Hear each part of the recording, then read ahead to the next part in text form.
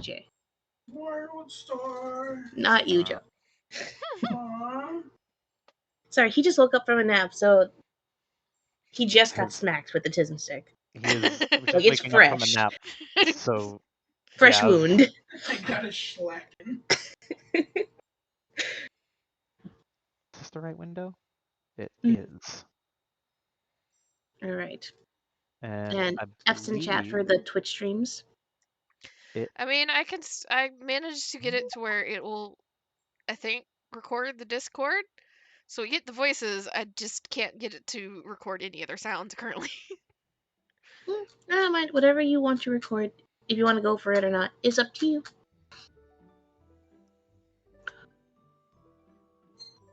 Cool. All right. So,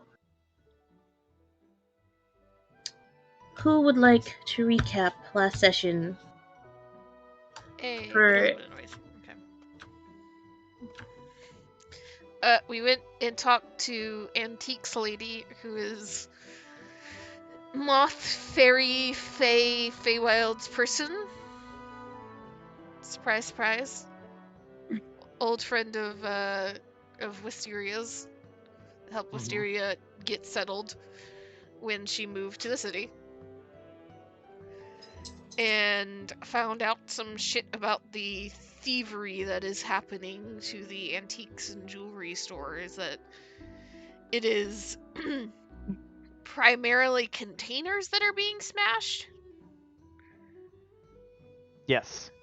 And then it's like weird things both ways as far as what type of jewelry is being messed with, and then what type of antiques are being messed with. And his containers being smashed, and then I forget what it was with the jewelry. Pretty much any precious stone that is not translucent, so anything opaque, is getting yoinked. Yes, I remember that one. Mm-hmm. And got her to agree, because as far as we are aware, she's one of the last stores in town that has not been messed with, so more than likely, unless they have found what they are looking for, they're coming to her store soon. And got her to agree to let us essentially set up a trap in her store and stake out her store. So she's going to spend a couple of days preparing and tucking away things that she really, really doesn't want to get smashed or stolen. And then we're going to stake out the store and maybe find some people. And amongst those people, fucking tiefling lady that shot Clit. Possibly. Maybe. Here's hoping.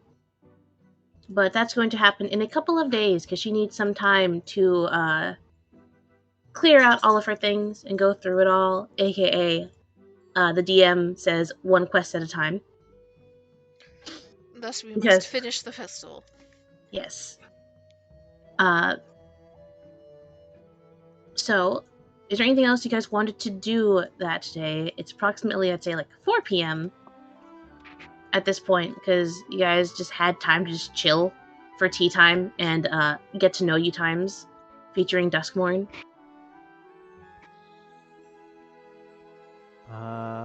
Hold on, sorry. I'm trying to catch up with writing down some notes. Hey. Yes, this is my work I did. Yeah, like I forgot when I did this. But all of the tokens you see, this is where the NPC lives/works.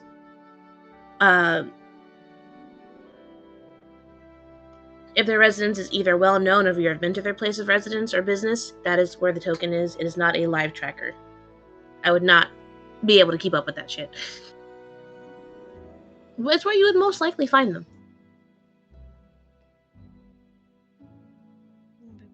And the rogue token is the party.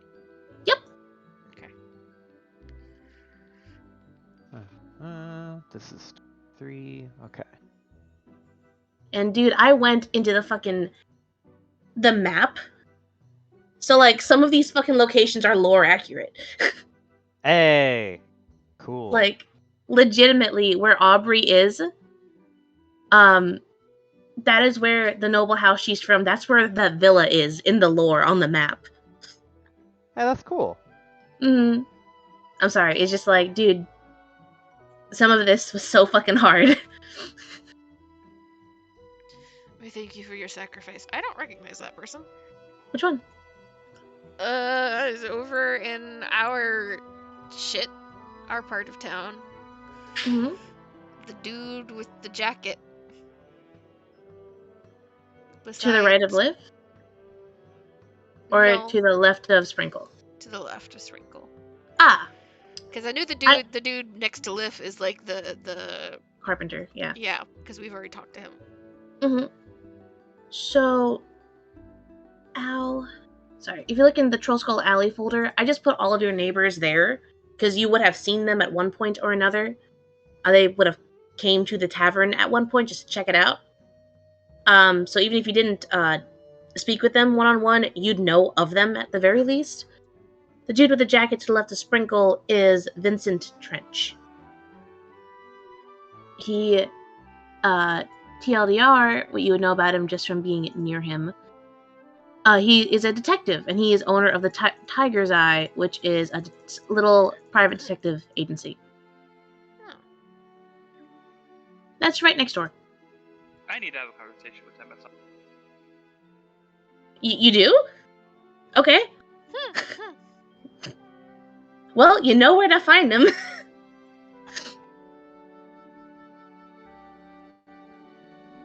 May I ask why? No. Okay. Cool. I also want to go check in on Aelin at some point. Yeah, she lives down the street. Again, I chose a lore-accurate thingy for her. At least what would best fit her. Anyway, are we all good? Yeah. Cool. So, are you guys just heading back to the tavern wasting time, or did you want to get another thing done before it's nighttime in monster time? Feyre doesn't have anything in particular to do. Same. Okay. Where did Ashley or Rosette want to do something, Essay?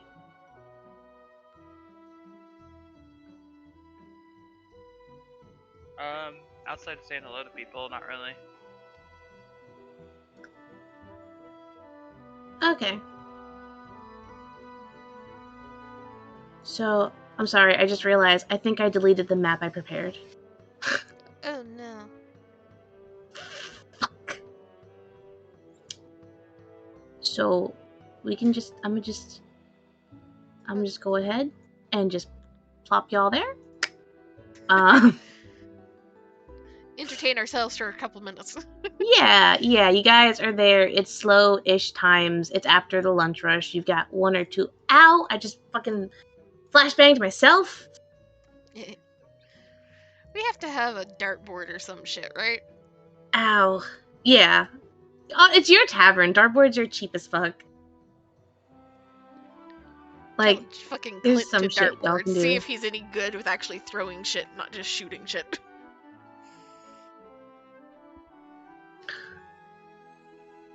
Oh no, roll throw darts.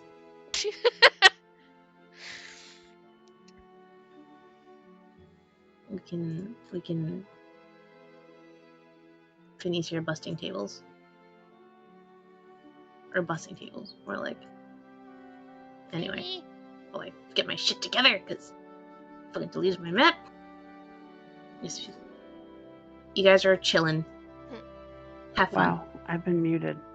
Yes, Yeah, Hmm. you have. Fuck. Okay. What have you had to say? A lot, but I don't know when I muted myself, so We We haven't haven't heard heard you you at at all. I don't know. I've had a lot of comments, but I was just saying, at least recently, I think we were planning for the tea party or something, but like Yeah. we can wait. It's needed. It's not. I don't think we have exact plans set out yet. Could figure Maybe you that can out, start. but I still think speed run the festival. Mhm. Mhm. And then move on with plot. You can say, use the time. Sorry, my brain is mush because I'm distracted, or I'm like triple multitasking at the moment. If you want, you can use this time here to write a letter of sorts to get in contact with who you want to get in contact to. Hmm. To try to set up an initial meeting. If you want to send out the invitation, you can say that you can do that at this point.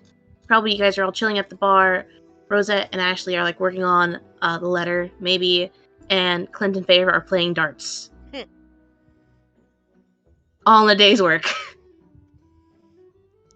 Feyre knows what she is useful for and what she is not useful for. She is not useful for that type of bullshit.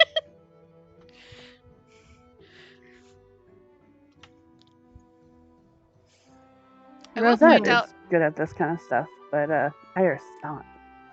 I will point out that I think you were talking about only inviting the one girl to tea. I do Mhm. think that you need to invite like 2 or 3 people, Yeah. so it doesn't feel there- sus. Yeah. There were 2 people that I had in mind. The target, and then a mutual friend, essentially. I really want to sneak into this, like have actually go in this disguise. It's not gonna work. I really wanted to. I mean, get a disguise self spell. You are a bard. I am a bard. This is like the most bardly thing you can do. Absolutely. Yeah, exactly. That's why I want to do it. I, for one, submit to the whims of madness. I think this idea is just crazy enough to work. In fact, I think it's likely to work, particularly because it is particularly crazy.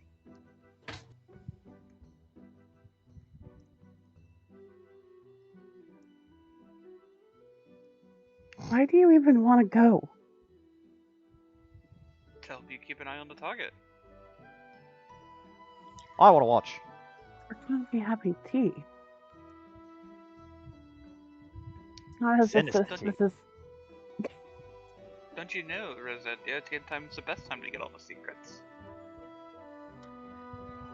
Unfortunately, it's also because Ashley has I think Ashley feeds on chaos. Or being nosy. I feed on chaos, and he points to Clint. When he's right there. Well, I didn't say that he did. Winks. You just do too.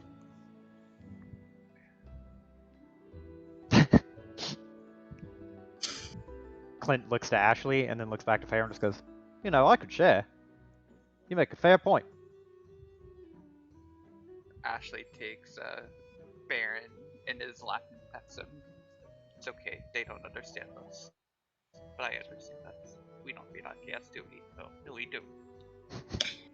He is very busy licking your hand and is found to nibble on your little cufflink. I'll get you a squeaky toy. That's not a toy. That's not a toy. See, and he apparently feeds on chaos as well. So there's now 3 people in this place that have feed on chaos. Fucking hi, Hazel. Four Her people. fantasy dog got jealous.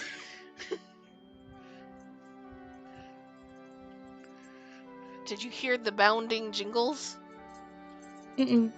I wish I did. Did I? Oh, motherfucking. I have to play with the dog for a second. We're just gonna take that off, actually, because fucking. I can't have nice things.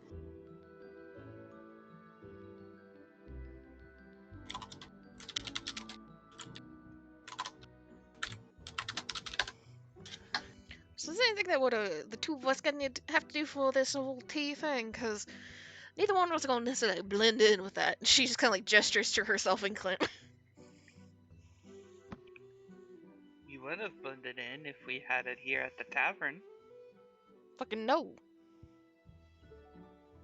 It's also not that hard to get you to blend in. Just need the right clothes. Have you seen what happens when we try to take his hat?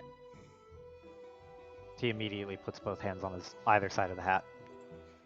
Who said we were talking about Clint? Rosette puts her, her fists out to her chin, looks at Clint up and down. I could make it work. Can you make it work without taking my hat? That's the goal. He slowly lets go of the hat. We could probably find him some old Baldarian gig job. Feyre takes the hat. Smash that. Fuck. Gonna fucking try to take it back. Nope. On the tail, far away. Farah has started a rousing game of chase the tiefling. And she called all of you chaos. I think she's more fueled by chaos than all of us. That's a stretch. So, Clint, while he is chasing Farah, is just like, "Oh, I promise I'm more chaotic with the hat on." Give me she back. feels off her chaos because she likes to tell us we're fueled off chaos. That's she is fueled by chaos. I'm fueled by my hat. Didn't you actually admit that you were going to share the chaos earlier? So, that is patently not true. You don't need that. I'll share the chaos, not my hat.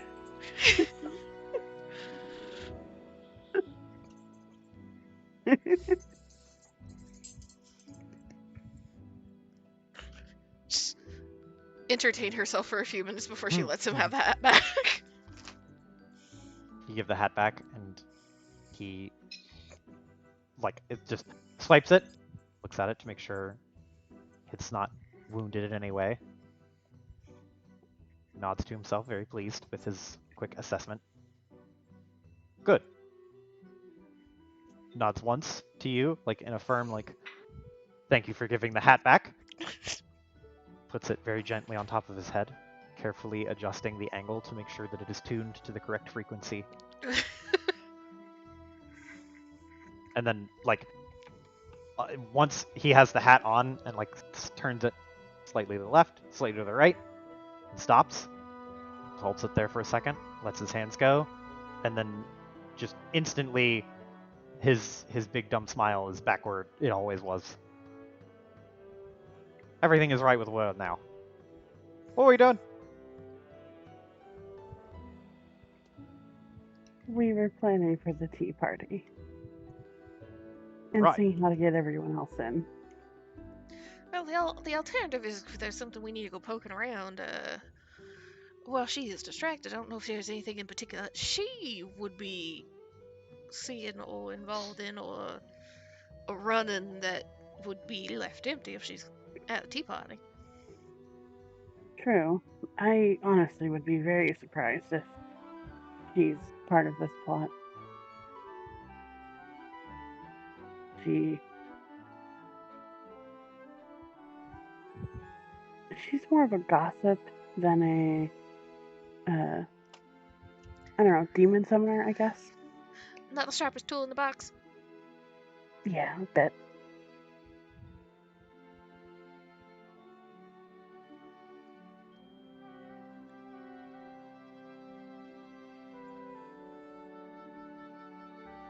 I don't think she has had life hit her yet. If that Well, we makes can sense. hit it real hard if that would work. No, I wouldn't That's suggest a that. turn of phrase, Clint. Blinks for a second. Oh, I see what I did. We could do that too. If you think it'd work.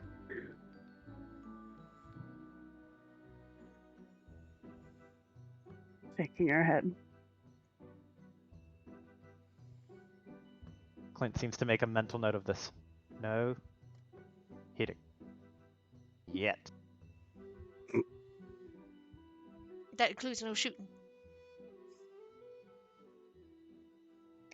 No shooting. Yet. And Fayer just nods.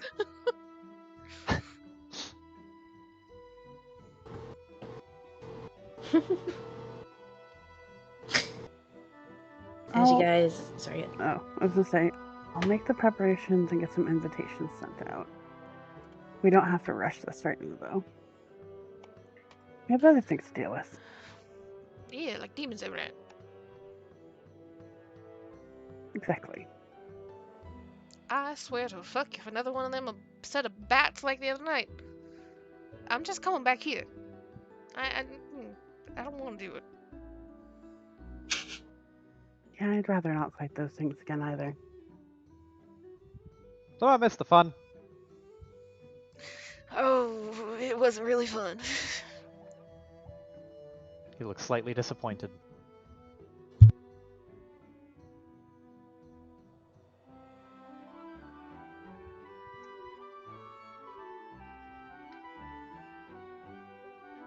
So, as you guys kill your time, make your plans, and draw up your invitations, writing them up. I'm not going to make you actually write out an invitation, but I Thank will God. make you. You know what? Actually, I expect you to handwrite me an invitation exclusively in calligraphy. I do need to know, who are you sending these invitations to? Well, Everyone. obviously the target. Mm-hmm. 2 would be, I forgot her name, was it? Tomasin. Yeah, well, Tomasin, but also Aubrey, right? Okay. I Anyone think else? Aubrey was also, because Tomasin's the target. Yes. Or quote-unquote target. Yeah. Mm-hmm. And there was an idea of inviting Aubrey because she's kind of like friends to everyone. Mm-hmm.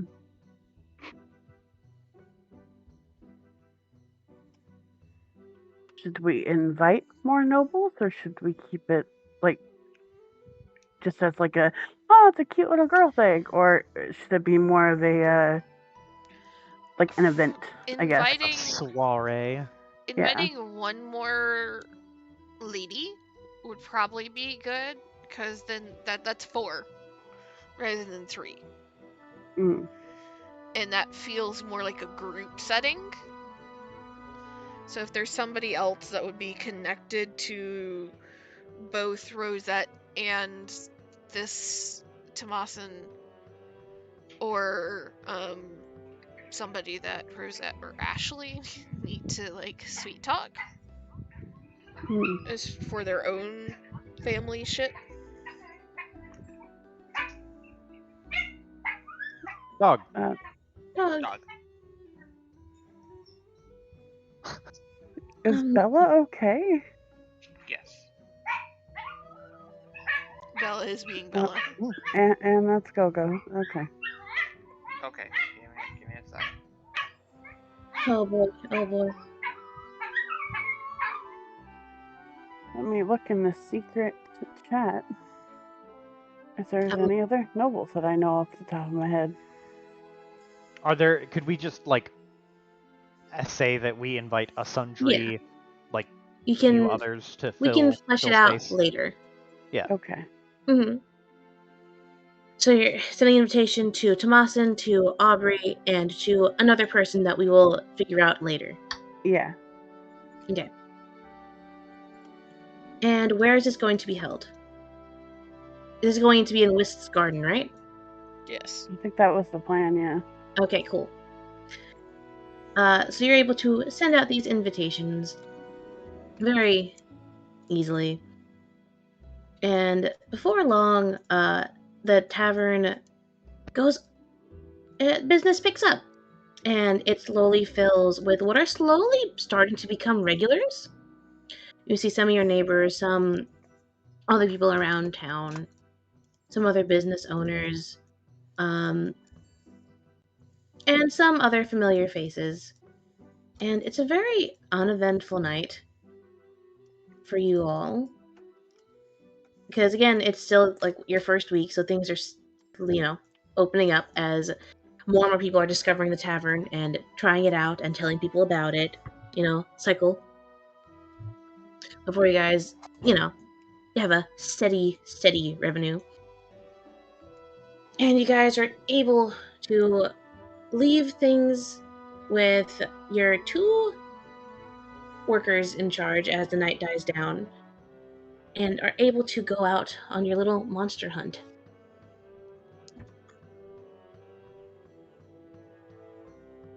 Unless there's anything you all want to do. Last fucking call. No. Nope. Okay. So,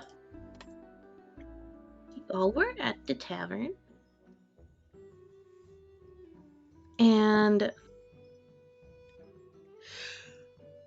you all... Audra hasn't stopped by to give you guys a direction to go into, so I assume you guys just start wandering. Yeah, like wandering, eyes peeled, I guess. Okay, cool. I want all of you to roll me a perception. Dun, dun. God damn it, where did I hide my sheet? There it is. I always double click it to minimize it, and I forget that I do that, and it's somewhere hidden on the screen. I don't see anything. Rosette. Let me look at this real quick.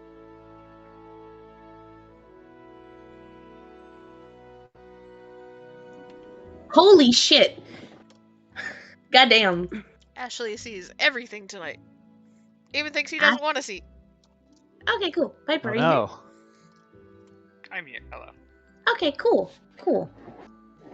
So both Farah and Clint, you guys, it's just the city at night, Things are quiet for the most part. The most significant thing you see is you guys spot in the carriage as you guys pass, 2 raccoons get into a fight in an alleyway and knock over a trash can. And then you see an old lady, kick open the back door with a broom and start yelling at them. And then Hell they start yeah. discussing something completely inane and stupid.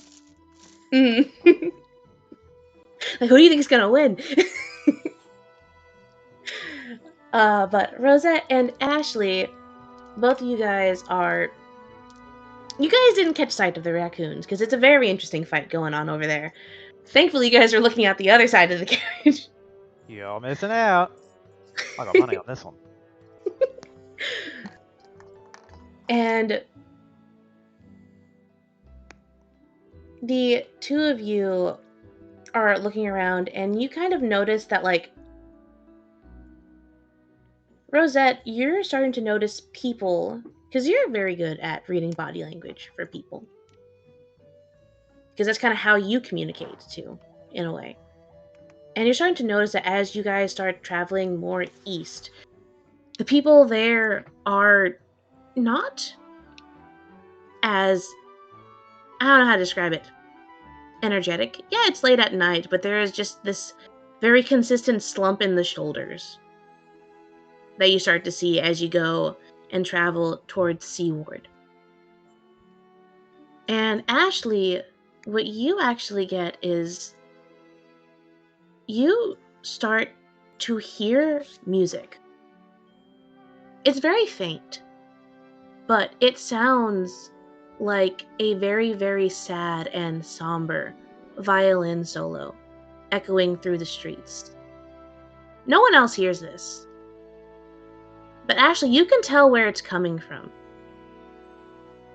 And it's coming in the same direction where over in Seaward, you know that there's an opera house there.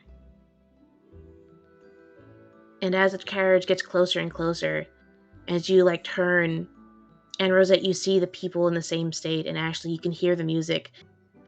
You pass by it, and it's clear as day to you. That's where the music's coming from. But it looks closed.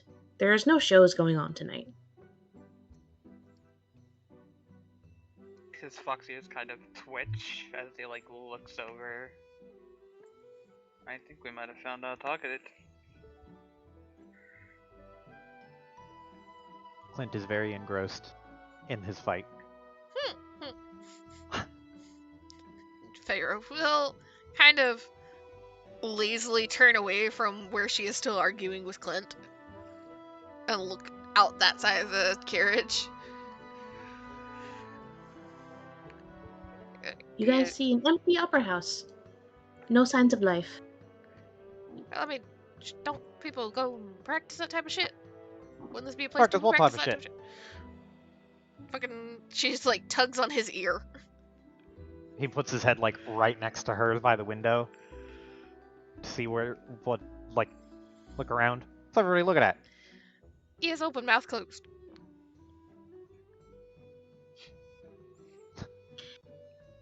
I mean, people do practice, but not this late at night. And not on the night of a festival where monsters are looking about. That's also makes people walk away looking like they got, well, their emotional stuffing kicked out of them. I'd say this is the place. I mean, it doesn't hurt to check out.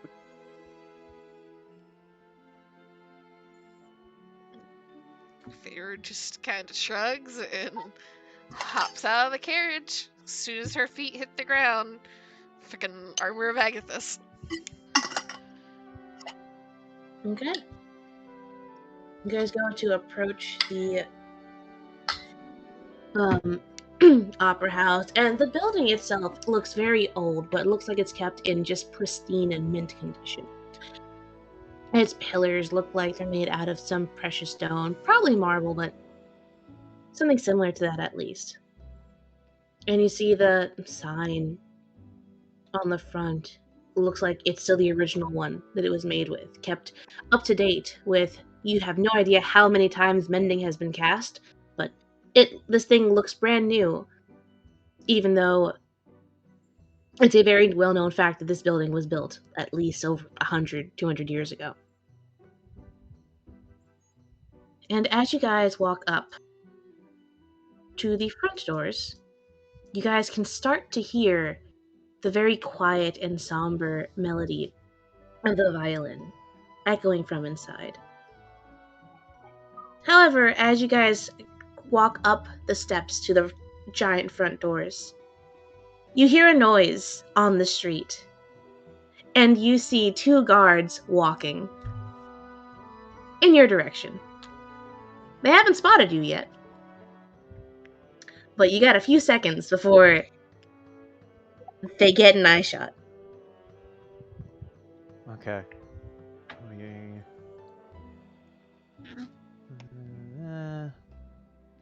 I'm looking at my bullets to see if there's anything in particular that is useful. I did not prep ones that would be good for distracting unless their life is distracting.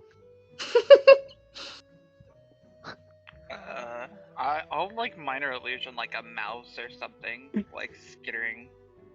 And I can use prestidigitation to actually make noise. Squeaker.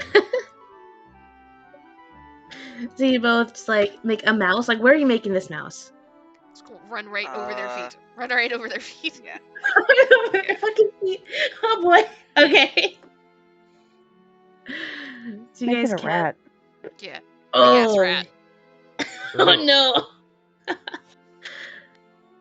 All right. I want both of you to roll me a D100. Oh no. One for each guard.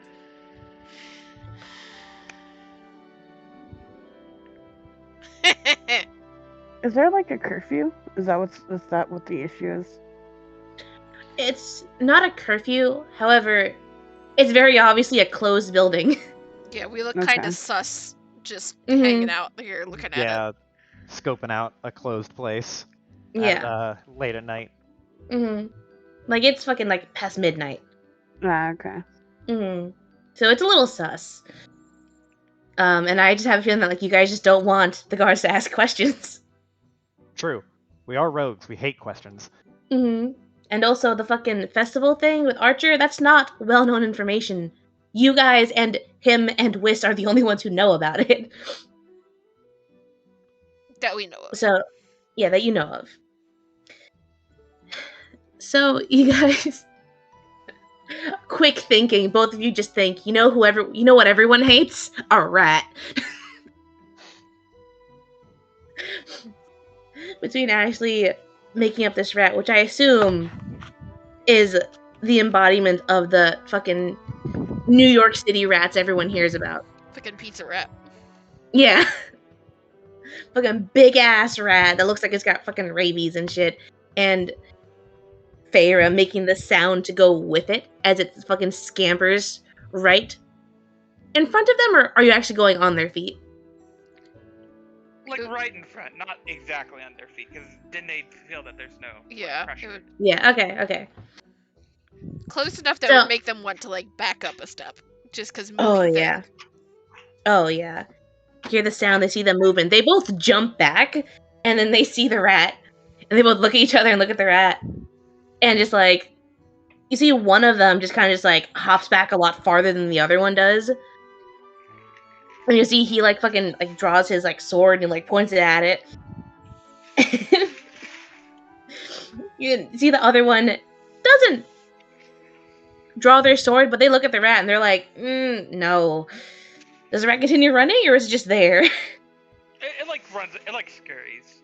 It Scurries? scurries in the opposite direction of us. Okay, so it just like what appeared and then is running away from them? Yeah. Make it stop and look at them.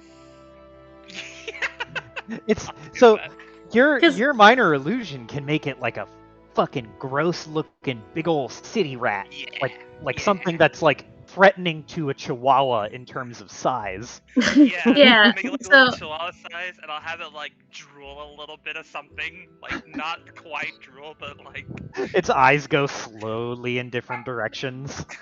Yeah, but so somehow it's still looking at them. So what I'm getting at here is that, like, say the group is here, and the rat comes in this way, and if you want to prevent them from going forward, having it run that way will not do that. Yeah, so instead I'll have it keep in front, and I'll do what Joe suggested, with, like the going cross-eyed, like drooling, like a sickly color. Jesus fucking Christ. Yeah, you see, they look at each other and they look at the rat, which just kind of planted itself there. And the sounds of its fucking, like, chittering, clacking teeth. They just, the one who backed up the most kind of just, like, throws his hands up in the air. It's like, nope, I'm out. Nope. Starts turning around and walking away. The other one, who didn't back up as much, just calls back to him like, are you serious? It's just a rat. Fucking use prestidigitation to make the sound of more rats from the other street.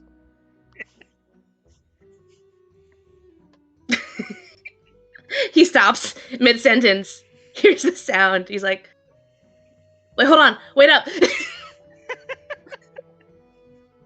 And they both go their separate way, away from that tree, because they're like, you know what? They don't get paid enough for this. I want all you to roll me a perception real quick. Silently high-fives Farah. The rat 5. There we Ooh, go. okay. Feyre, as you Then hear, there's no raccoon fight to distract her. yeah, focus, one-upping the thinking about the guards. raccoon She's fight. tuned in. You hear their conversation as they walk away and turn the corner. And you hear the one who immediately was like, nope, I'm out.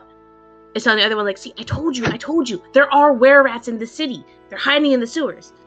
He's like, that was just a rat. You're overreacting. He's like, no, you saw it. You fucking saw it. I'm not crazy. There's were-rats here. As it fades into the distance.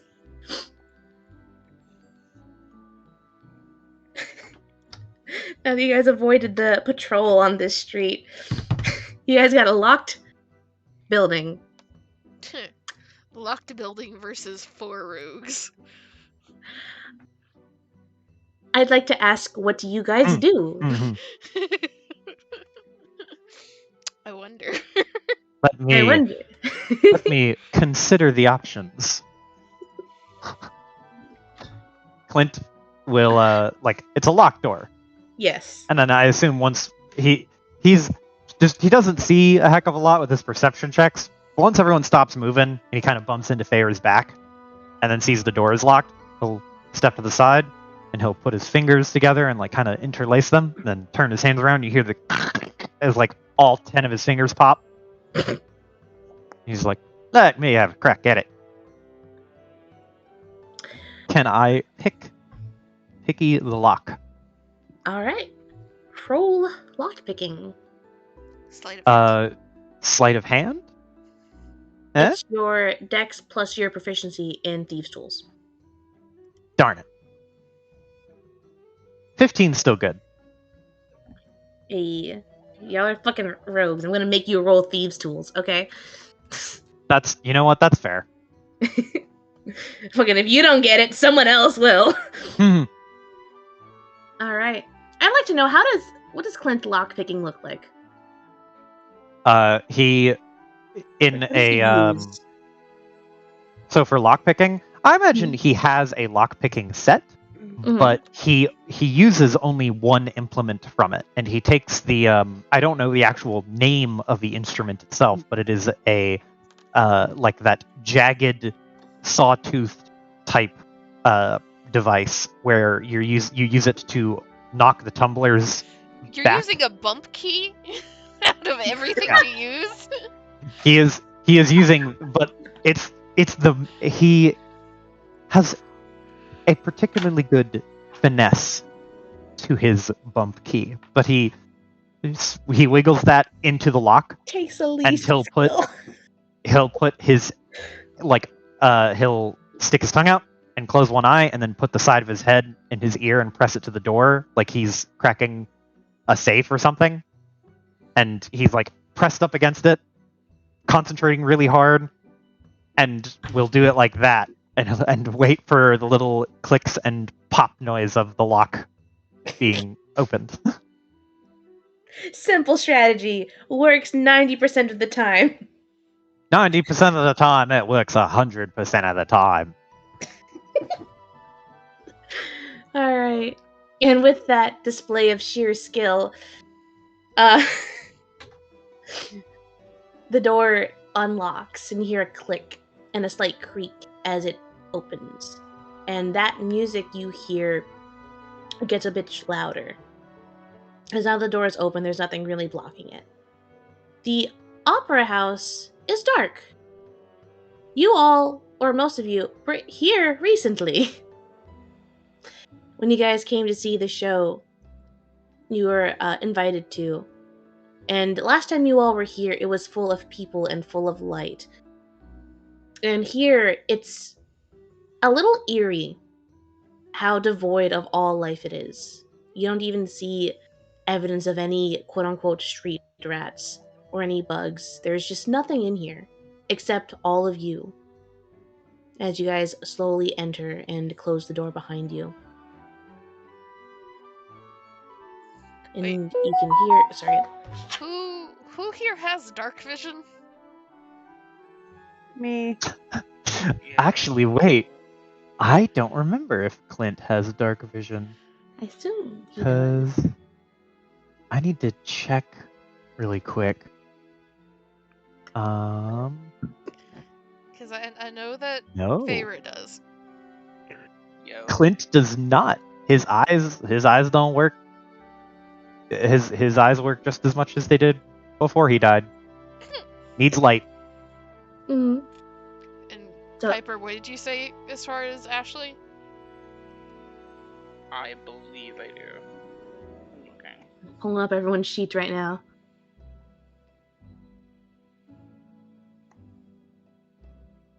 I'm They good. fucking throw dark vision on fucking everything, man.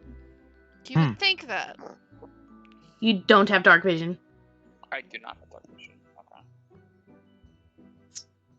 Does Fairy have dark vision? Yes, tieflings have dark vision. Yeah, okay. So we're 2 that have and 2 that don't. Rosette, I'd like to see what?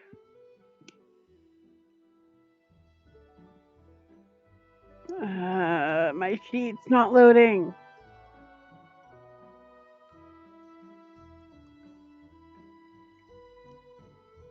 I am not light aspect currently.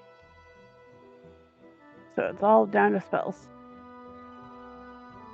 Wait, so do you not have dark vision either? No, I do.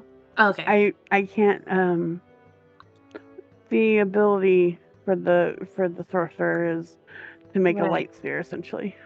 Right. If you're light aspected, if not it's a darkness sphere. Mm-hmm. Okay. I do have dancing light.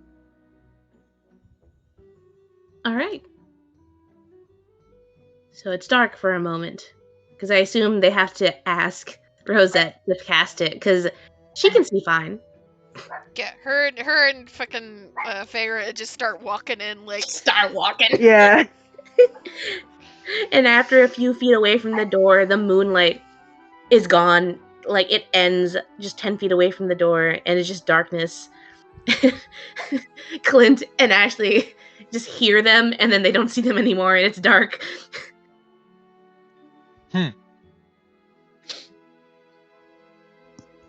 But I'm assuming you cast Dancing Lights, right? Yeah, she casts dancing lights, and she's kind of like, the best way I could describe it is how at least how I'm imagining it, Mhm. is you know those, like, I think they're called fushigi balls. The Oh, clear the glass little, ones. Yeah, the ones where you can like swirl them in your hand and shit. And it looks like it doesn't move. It just looks like it is just kind of distendedly moving, like just hovering almost. It doesn't Yeah. roll. Yeah, Yeah. she's essentially doing that with like 2 or 3 orbs, kind of thing. Or I don't know how many dancing light gives, but 4. Whatever. 4. You Yeah. got a couple of them. yeah, she's essentially fushigi balling for orbs in her hand or around her hand. Then you see Hell like yeah. a foot or 2 like on the edge of the light. Feyre has looked back and she kind of has that scrunched look on her face of like dark to bright really fast. It's like, fucking why? Clint, meanwhile, he does that, like kind of shields his eyes from some of the light and just goes, "Oh, that's much easier to see." Sorta. He squints his eyes and they start to adjust to the light.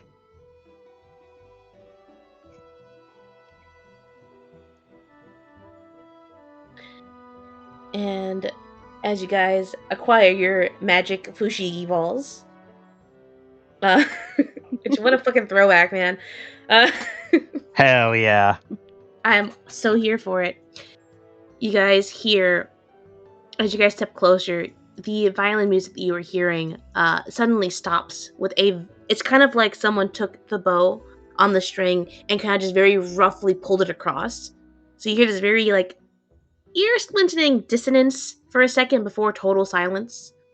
And you can hear it echoing as it came from the theater hall. I will Huh. further point out this Mhm. in case this is something that actually does need to be shared. Because Feyre has the Devil's Sight invocation, she Mhm. can see normally in darkness to 120 feet. So it's double standard vision. And you can see in color. Yeah, I can see in color for 120 feet. So That's one of the coolest fucking powers, man. in case that is something that you're planning on fucking calling on here. Oh, I was just going to dramatically say that, like, the sound came from the theater, the closed doors down the hall. But thank you for letting me know. Please continue to remind me, because I will forget every fucking time. She has dark vision and she has magic vision.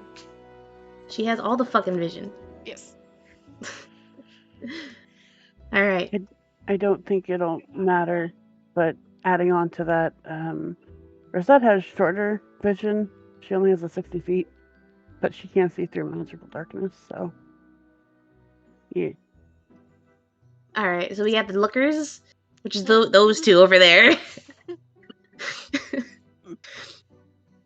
I love that it's the melee people who have the good vision. The ranged people, if they have no light, they're fucked. Anyway. Feyre just kind of does the lowering a little bit, kind of not quite crouching, but tucking down just a little bit. She stares at the doors. Her tail kind of twitches. So we go through the front doors, or are we gonna go around the side and try to get a view on something from above? Joe, we need new music. Oh, you're super right.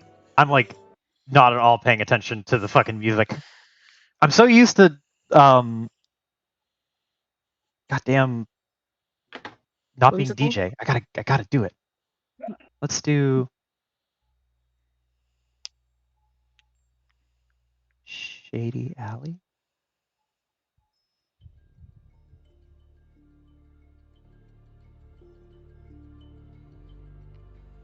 This seems good for now.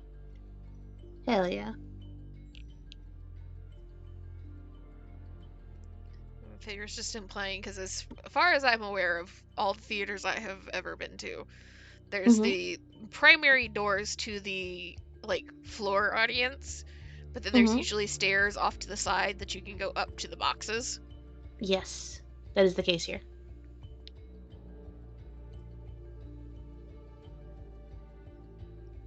Well, I gotta stick with the melees, so.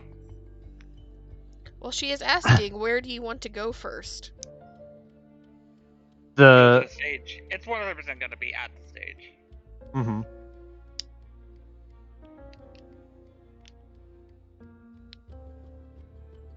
Well, wherever Rosette's going, she's going to be a bit of a spotlight, so if we're trying to sneak up, Fucking daisy chain this shit. yeah. Yeah, that's the big win, is that you can daisy chain the lights to make this conga line of sight. Oh, I thought you meant turn off the lights, daisy chain yourselves. That's what I meant. Yeah. Oh, well, that's also good. If you want to sneak. Clint's Otherwise, you got a bright suggestion fucking is- beacon.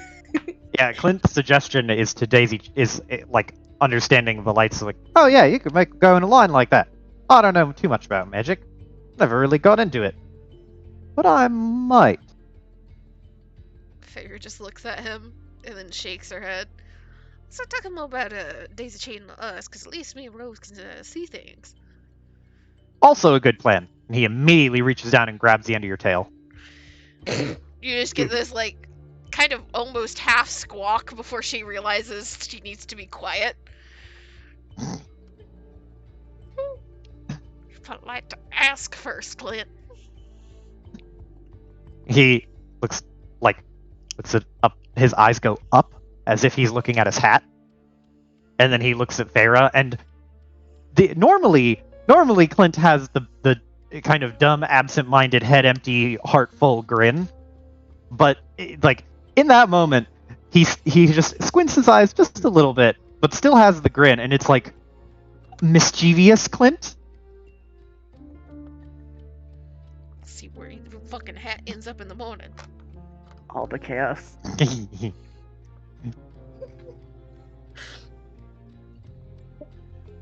Okay, so you guys daisy chaining, turning off the lights? Is that the plan? It'll be hand holding and physically daisy chaining one another so that Tail holding, apparently. lines tail holding on one end, hand holding on the other, and that way the blinds can be led by the night vision. Okay. Just for my curiosity's sake, what's the marching order? Well, if Clint fucking is behind Feyre. You guys are going. Feyre's tail is being grabbed, that just automatically puts her in fucking front. Sarah, can also- Clint, Ashley, Rose. We could also 2x2. Pick a partner, round and round, and the night is going down. Sorry, my brain is broken. So yeah, like to have the two. If there's enough space, we could do the dark visioners in front side by side, kind of like spotlighting, and then Or even well, it's not really spotlighting. The hall is large enough. there has to be 2 aisles leading up to the stage. Mm-hmm. So one down each aisle to like kind of give us a flanking opportunity if we need it. We could also do one upstairs, one downstairs, if we want to. Mm-hmm. You see that there is the main hallway leading towards the main doors to the theater, and then there's 2 other hallways to the left and right of that, which lead upstairs. Each going to the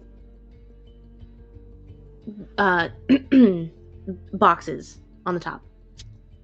Does Rose have ranged options at all? Yeah, she can throw her swords, and also she can teleport into combat if needed. So if we want to split up and down, Rose going up would probably be the best because she'd have the easiest time getting down into melee. Yeah. And being able to use a turn still if she's having to transition. And the distance, because Clint is also mostly ranged. Mm-hmm. Provided there's light around the targets, he could go with Rose, but if we wanted to split up 2 and 2 that way. I mean, you don't know what the targets look like, but once you do, you guys can try to finagle some shit to light them bitches up. Fair enough. Then I'm open and willing to negotiation. What am I talking about? Clint's got the fucking grappling hook. He's going with Rosette. That gives him the opportunity to grappling hook somewhere. That's way more enticing to him. Grabs Feyre's tail as you guys start walking. He's like, wait a second. Starts thinking, I have a grappling hook.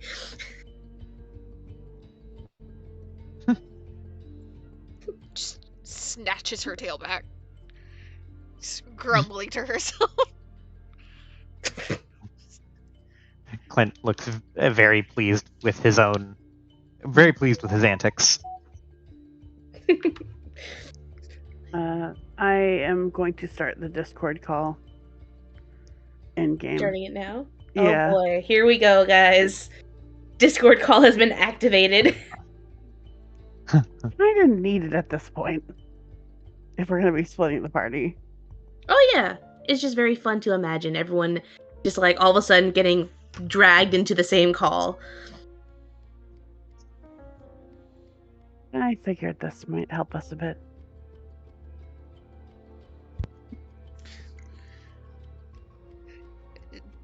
Feyre just gives a little nod, still kind of glaring at Clint, and then we'll slowly lift a hand to Ashley. And as soon as Ashley takes her hand, we'll start walking towards the theater. Clint, he immediately starts to hone in on the spell and starts thinking to himself, can you guys hear me all the time, or only when I focus on it? And he starts, more or less testing the limits of what can and cannot go through the Discord, thinking of images, passively thinking of images, thinking of one thing or another. He's really just being kind of weird with it. It's just if you focus on it, we don't hear everything. Can you see this? And he will think of a bridge. I'm gonna And leave then it he'll up think to of 2 Iris. vaccines fighting. I'm gonna leave it up to Iris. How you want to play how you want to run this Discord call mechanic I've given you. I'm not giving you flavoring here. Do you think it would be more funny if it was just words, because then you just hear Clint saying, "What about this? What about this? What about this?" And Fucking AI happens. reading out the voice. description. Let me read what it says exactly. If Amy is letting me pick here. I know. There's also the third option of Rosette's technically the fucking moderator, so she sees all of it. Yeah, I was just reading this.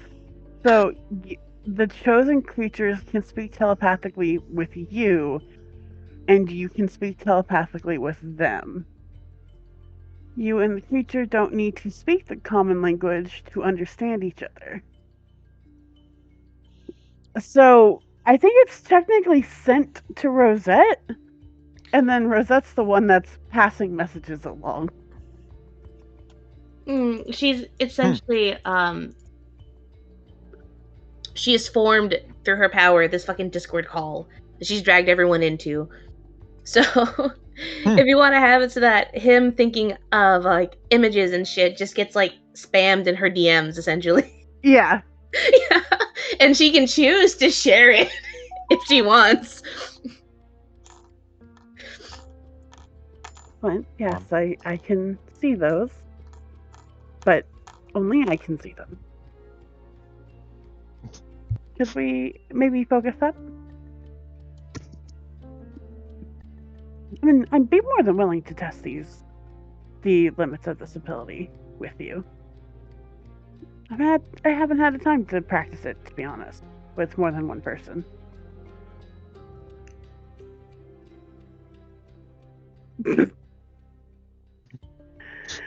Really, Joe? Yeah.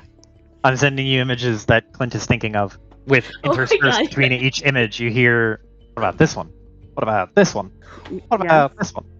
Yeah, you guys just hear Clint's like, what about this one? What about this one? As you guys split up.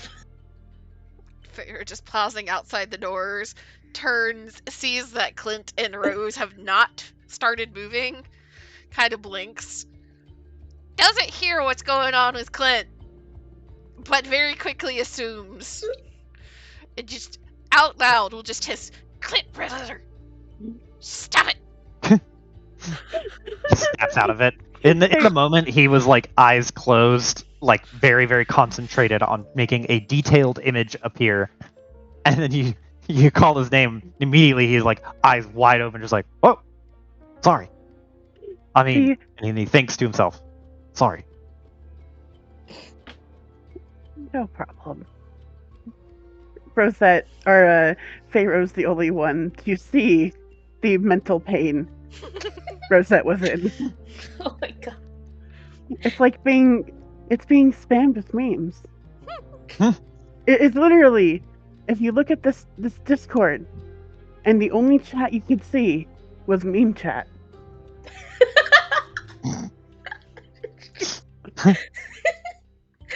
Okay. Clint got full named by Farrah. Goddamn. I feel like we should have a bingo board for every session. Alright. Oh, Jesus fucking Christ. Those are my shoulders. One after another. I am breaking rapidly. Anyway. To middle age. Satisfying pop. I'm 23! Welcome to middle age. I'm 23, damn it! Fuck, I'm adding another monster. But when you guys get your communication, your comms sorted, and you get your people's ADHD sorted, you guys split up, and Rosette and Clint are going up top, versus Feyre and Ashley are going bottom floor. Is that correct? Yes. Okay, cool. So, you guys enter the opera room, and for Rosette and Feyre, this is what you see. Clint and Ashley, y'all don't see shit. It's fucking dark. The most you can see are these right up here. You see these two glowing like little... They're kind of like little plants.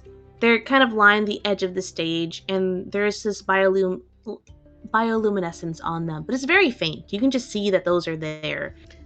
So you know where the stage is, because you guys saw those on the stage when you guys came here. And also your choice on where Rosette and Clint are, left, right, or center. I was about to gonna ask say right. which one, but yeah, Yeah. okay. Fucking fantasy version of ghost lights on stage.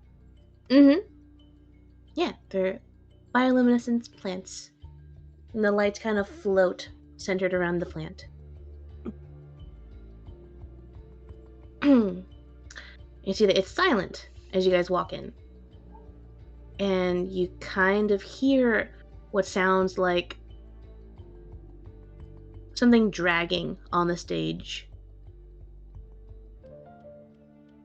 Like the sound of a piece of wood just slowly getting dragged to the center of the stage before it stops.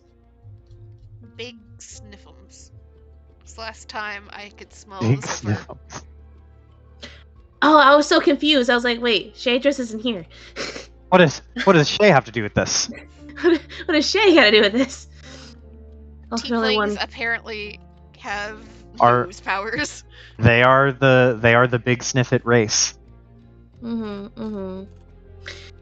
going to pair this.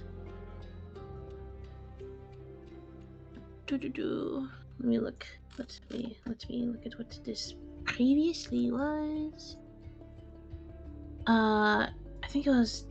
Okay, so Feyre, you don't smell sulfur.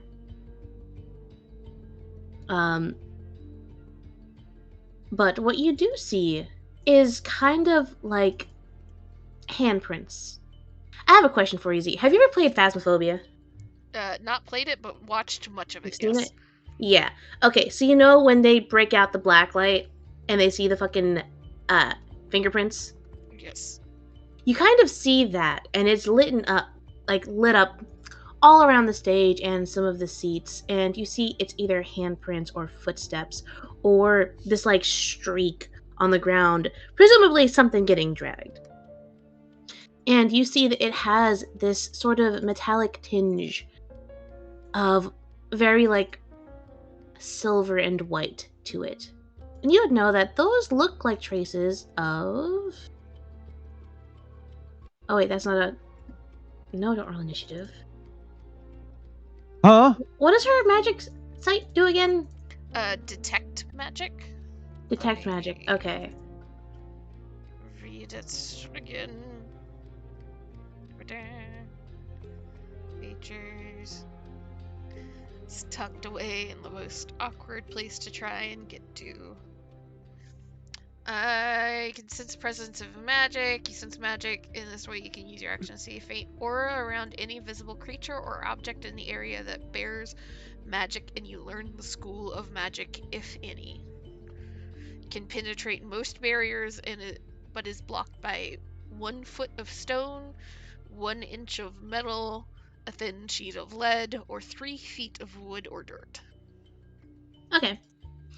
So what you see are just hints and traces of this like ghostly pale white, silver, gray. And to you, it looks telltale signs. Necromancy. But you don't see anything, and neither does Rosette.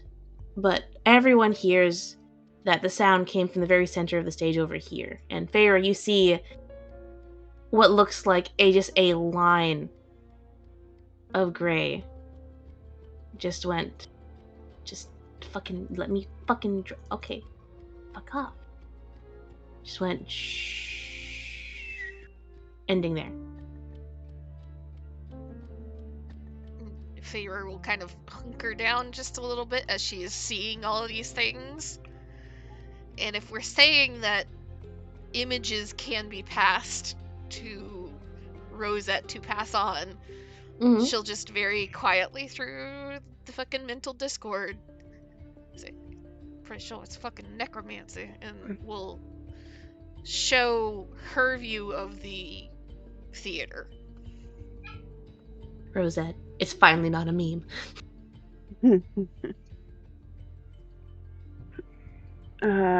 Rosette, I assume like when we got up to the box, we were kind of up against the wall a bit, so that we're not seen from above or from the stage. I I assume you all have pressed control. Control? What do you mean? Crouch. Crouch. Oh, yeah, okay. Oh, Here. I thought you said pest control, and I was like, I got a gun. Close enough. How big's the pest? Yeah, I I see mean- you guys are all stealthing. I'm gonna move to the edge of the box and try and see what I can see.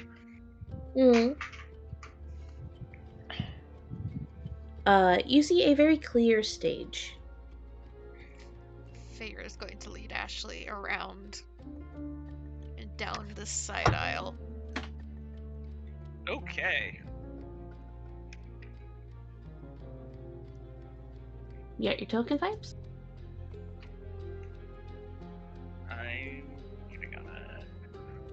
Clint can also move closer if he'd like, but like she's kind of in near. If he gets lost. Where is my token? There's so many token characters on the character chat.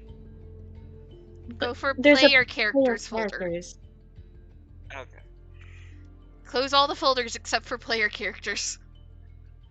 That's a good idea. Yeah, close them all. That way you Yep. can look and see all the names. You're one to talk, Piper. Like, this is organized. It's Look, I'm Fine. just saying you haven't organized my thing yet, so that's your fault. I feel the anger that just bubbled up in Iris. If I was. I don't know why you didn't do that before you left. Jesus. Jesus Okay. can't save you If I now. was there right now. So before we roll initiative IRL, I'd like stealth checks from all of yous.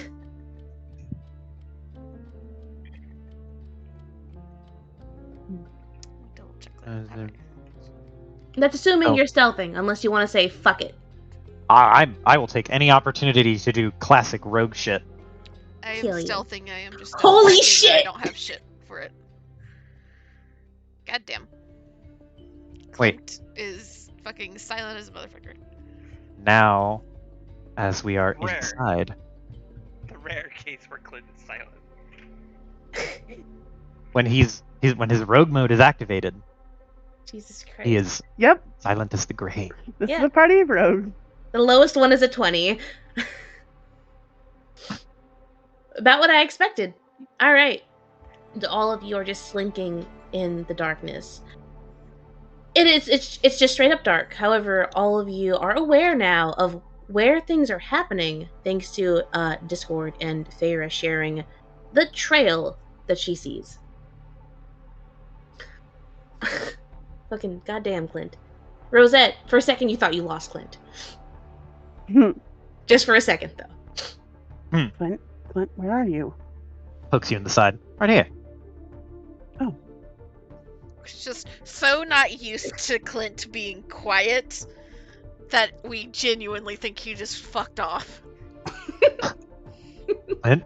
Clint? Clint! What? Pops out of nowhere. And are you guys moving towards the stage, or are you guys staying where you are? I mean, Feyre's creeping closer as long as Ashley is not stopping her.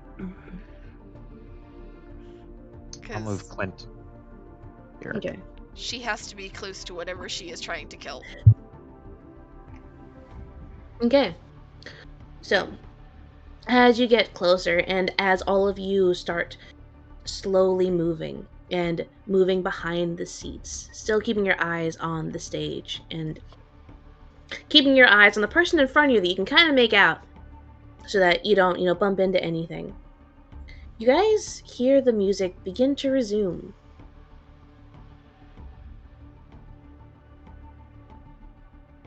And it's a very slow and somber violin, and as you all hear it, it kind of weighs a little heavy in your chest.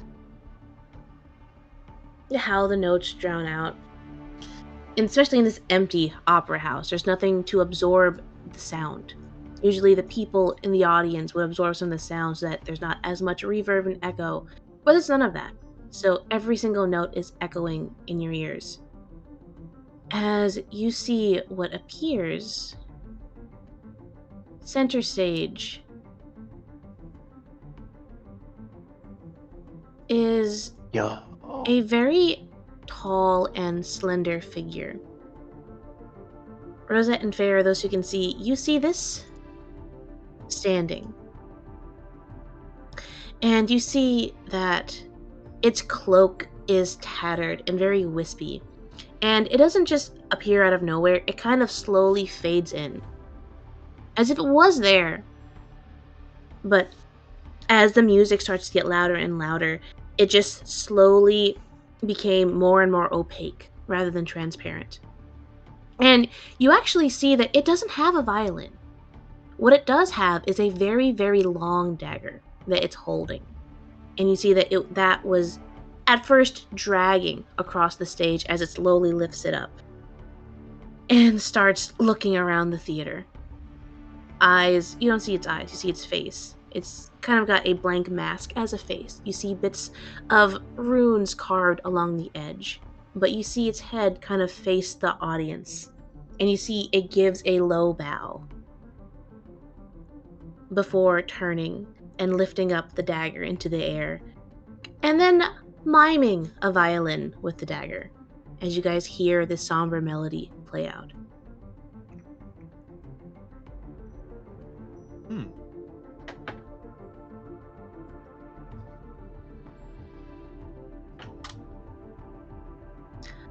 Clint is going to very, very quietly pull out his gun.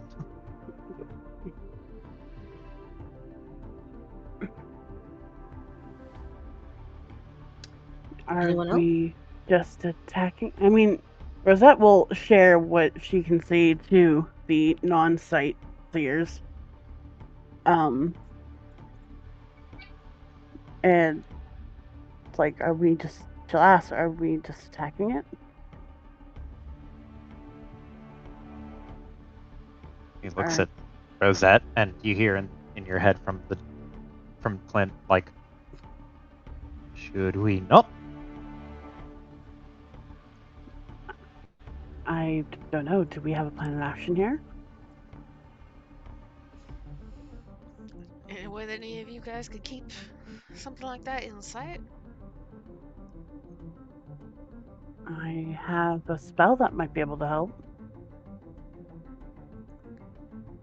Because I think if we're going to be trying to attack that, that's going to be priority number one. Because if it just fucking disappears again, then we're all shit out of luck.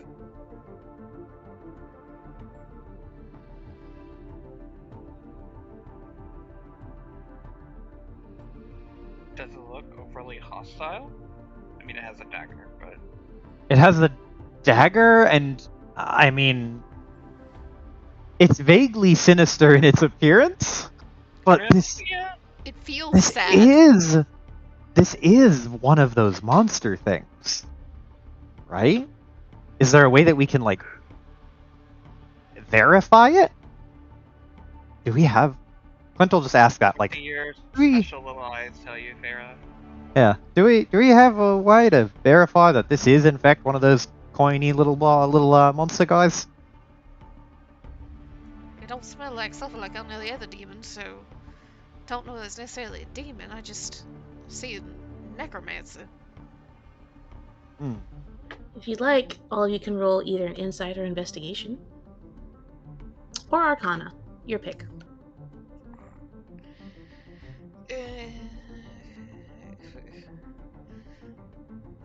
Well, what you know, that's all the exact same. Oh no, I think it's pretty friendly.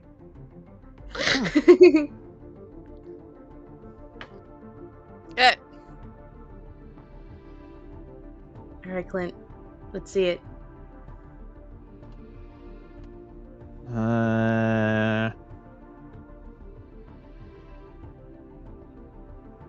Hey!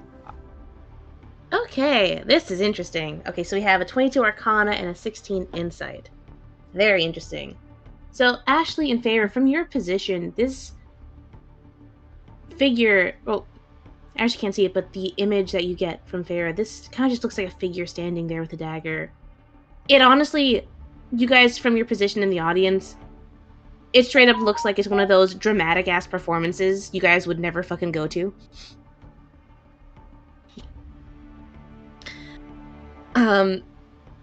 So you can't quite get a vibe check on what this is or what its intentions are. For Clint, the Arcana roll, you can see from the image Farah got. She managed to get one while it was facing towards the stage, and as it bowed, she got a good look at the runes, and you recognize those runes. The runes along the edge of its mask match or coincide the same type of language and style of the runes that are on those coins. So you know that they're connected, at the very least.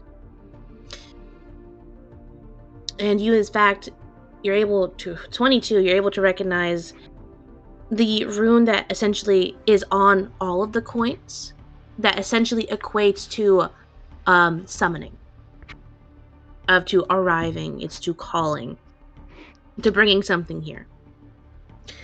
Rosette, with that 16 insight,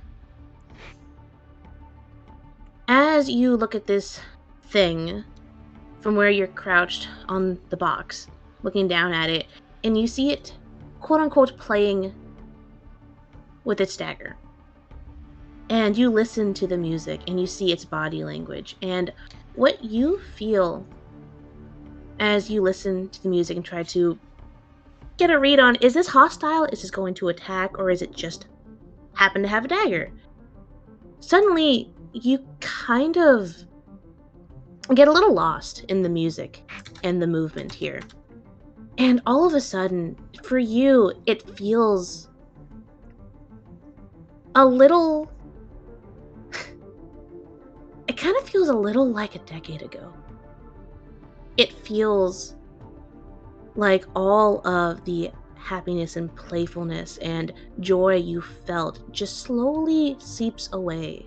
And all you feel is just fatigue and the overwhelming desire to just lay down and stop trying and just give up. And as you feel this and you feel your body just get heavier, you notice the glint of the dagger. And it occurs to you as you're studying this, because you're trying to read its intentions, you had the thought of, oh, if I'm tired and fatigued and I don't feel like running, it can catch me with that dagger. Oh.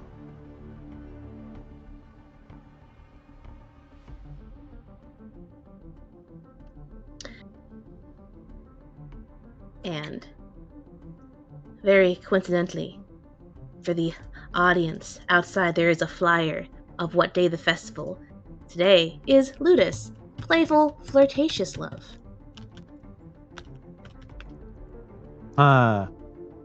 This creature is the opposite. What is the opposite of playful flirtatious love? Like... The Melancholic absence. despair. Oh, okay. That makes sense. Mm-hmm. It's the epitome of the opposite of that. So it's depression, it's despair, it's fatigue. It's inceldom. Mm-hmm. It's depression. Are these Dementors? No, they're not. Shut up. No, it's the apathy. I don't know what that means, but okay. It's a It's Ruby a monster. Ruby Grim that literally drains your will to live. And that's Okay, how well, very close to this, I guess. they're super, super slow. And like, they're like zombies. They're super slow. But they drain your will to live to the point of literally you don't want to move. So that's how they get you. So, yeah. Similar. Similar in concept. Yeah. Interesting. Okay. Okay. So, if Clint will, like, kind of rub his chin for a second and think, a lot unlike this one little bit. what do you think we should do with what do you think? How do you think we should go about this? Is Big rush all at once? Is Rosette sharing her conclusions? Yes. We could try and shoot it with a knife. Feyre is busy tearing up a piece of cloth and stuffing it in her ears, and then holding the rest of the cloth to Ashley. Earplugs. Oh. Thank you very much.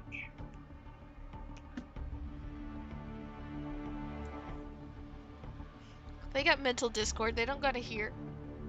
Oh, sure. Yeah, that's a good point. Mm-hmm. That is a very good point. What do we have? Do I have anything for ear stuffing? Rip the pretty dress. I don't have. Is she wearing a dress? She's not wearing a dress currently, no. She's not wearing a dress. Okay. And I will say that above table, hearing it does matter. It's a good call. But because those are not actual earplugs, when you make the save, you guys will have advantage on that. Yeah, that's all I was hoping for. Okay. Do what's gonna be perfect, but anything is better than nothing. Exactly. Mm-hmm.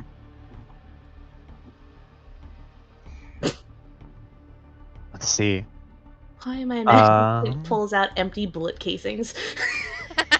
He doesn't keep any, but he pulls out 2 bullets and thinks about it for a second and legitimately considers shoving them in his ear, but kind of scrunches his nose at the thought because that would get gross in his gun. And he'll, It's not about his ear, it's about his gun. yeah, he's gonna put a pin in that thought and come back to it. Feyre is just like, I have heard too many stories about sirens fucking luring sailors off ships and shit. We're gonna nip this one in the bud right now. Can Rosette rip one of her sleeves off? Yeah. And take a dagger, cut sleeve. It hurts a little bit inside. It does. It hurts a lot on the inside. Mm-hmm. Clint sees that, just like he doesn't say anything, but you can see the light bulb go off in his head, like, oh, that makes a lot of sense. And he'll put the gun down, but not like in his holster, and then reach around to his other pocket, pull out a dagger, and then go to cut Rosette's other sleeve. She will pull her arm away and hand, because I imagine she cut the whole sleeve, not just part of it, because she intended to hand it to Clint anyways. You hand him the rest of the sleeve that you didn't use? Yes. Yeah, okay. Clint, I was totally fine with cutting off your other sleeve to make it balance, but you hand him that sleeve, and then he looks at it and just goes, smiles, takes it, and will cut 2 little squares off so that he can ball them up and stick those in his ears. And he'll give you a very silent thumbs up and put the knife back in his other little pocket and grab the gun and pick the gun up again. If you had dark vision, you would have seen the sour look when Clint tried to cut her other sleeve.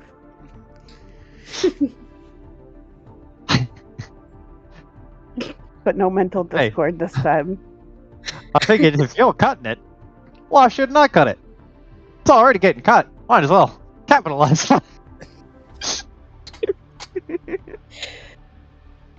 Okay, so you guys have all prepped. You're all gonna have advantages on your saves for protecting against the sad vibes. What are you guys doing now? Because it's still there. It doesn't know you guys are there. Because you guys your stealth rolls are cracked. It's gone back to playing. Mm-hmm. It is turned away from the audience. I'll point that, so it's not currently facing us either. Because you did narrate that. Right? Oh, it turned to give a bow to the audience. Ah. I am going to bless myself and Farah.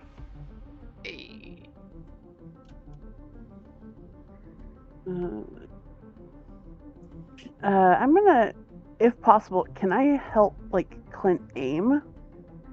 Because I think shooting the knife would be a good idea. Okay. Can I be the spotter? Yeah, Well, sure. I will pause you for a second. Oh wait, you can't see it. Yeah, can't see Yeah. Mm-hmm. Mm-mm. Well, and also the pause that I was trying to say is, what were you thinking to help us be able to see this, not keep it from going invisible? Oh. Yeah, I was saying that I had dancing lights for that to help. I thought I had fairy fire, but I do not. Okay, because I was about to say, like, if you have fairy fire also illuminates any objects in that area, so like, we'd still be able to see the knife to shoot it. But if you don't have fairy fire, then Yeah, no. I have featherfall, not fairy fire. this is gonna be a fun one, y'all. Oh boy. Let me double check that this doesn't do shit. Nope, it doesn't. Mm-hmm. We're rogues. We have a whole bunch of stuff to make it harder to see us. We don't have shit to make it easier to see. I'm There's a looking through mechanic here my. that I added to it. I was like, I don't know if I should tell you guys or let you guys find out. Oh, here's a question that I just thought about. Mm-hmm. Like there's, and this could just be an erroneous detail on the map. Mhm. All of these like, sorry, I'm pointing to shit, and you can't actually see what I'm pointing to. All of these like candelabras or not candelabras, chandeliers. They're there. They're just not lit. The only sources Okay. of light right now are these little plants that are acting as magical ghost lights, essentially, lining the stage or lining the edge of the stage. So That are essentially, essentially. Mhm. so if they're just like a dim light, that would be. Hold on. They're essentially there just to show where the end of the stage is if you were here at night. Because dim lights are 10-foot radius. So they're missing even the inner circle that he's standing on. They're essentially plants that essentially have little balls of light surrounding them. Just floating. It's really good aesthetics.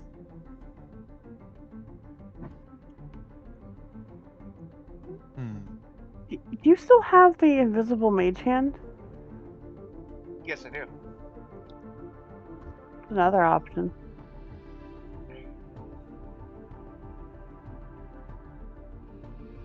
What do you mean another option? Take the knife with mage hand? It's true. I could do that. Sure, why not? Let's go get that. Let's go get the knife.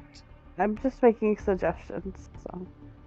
I'm just like reading through all of my class abilities. Like, what if these do something right now? I don't have the bullet that would be most useful for this prepped. But even then, I don't think it would be too helpful. Yeah, and I don't have any. All my spells are pretty much damage or darkness, so I have nothing useful that I can do until shit pops off and I try to stab things. The only thing, or not the only thing, the course of action I think is only available or immediately available to us is like try to all coordinate and attack it with something all at once. I have a question. Would you guys like to roll something to try to gather some more information on what may or may not be viable strategies? Sure. Yeah. Because otherwise, you know exactly what we're about to do, which is just attack. Yep. Yep. So you can go ahead. You can again roll Arcana, Investigation. Honestly, if you have any arguments you want to make for how you're looking at this thing, I'm willing to hear. But I'm just putting these tokens here. Don't ignore them. They're here just so I can put an aura on them for 10 feet of what's lit up. The only one useful would be perception. Yeah, or perception. Well, I rolled Arcana before. Clint is not trained in Arcana, but he's pretty clever. Could he try to, like, suss out a way to make it visible again if it somehow ghosts itself and becomes invisible? Yeah.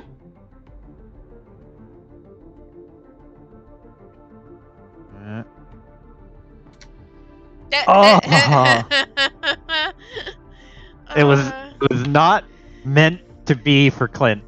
It was balanced. It's balancing out that nat 20 he got on the stealth earlier. As Clint goes to think of some miraculous way to fix it, he just now realizes that he did not see the end of the raccoon fight and is devastated. Oh man, my who God. won? I'll never know! You can see the smoke start to exit his ears. Oh. I'd like to use Tides of Chaos here, if that's okay. Yeah, sure. I believe I can. I didn't know you were one of those. She got forcefully turned into that. Yo. So that's just advantage, right? Yeah. That's better. Okay. So, let me see. Oh, F's in chat for those Arcana rolls. Really, Clint and Ashley's one. God, we tried.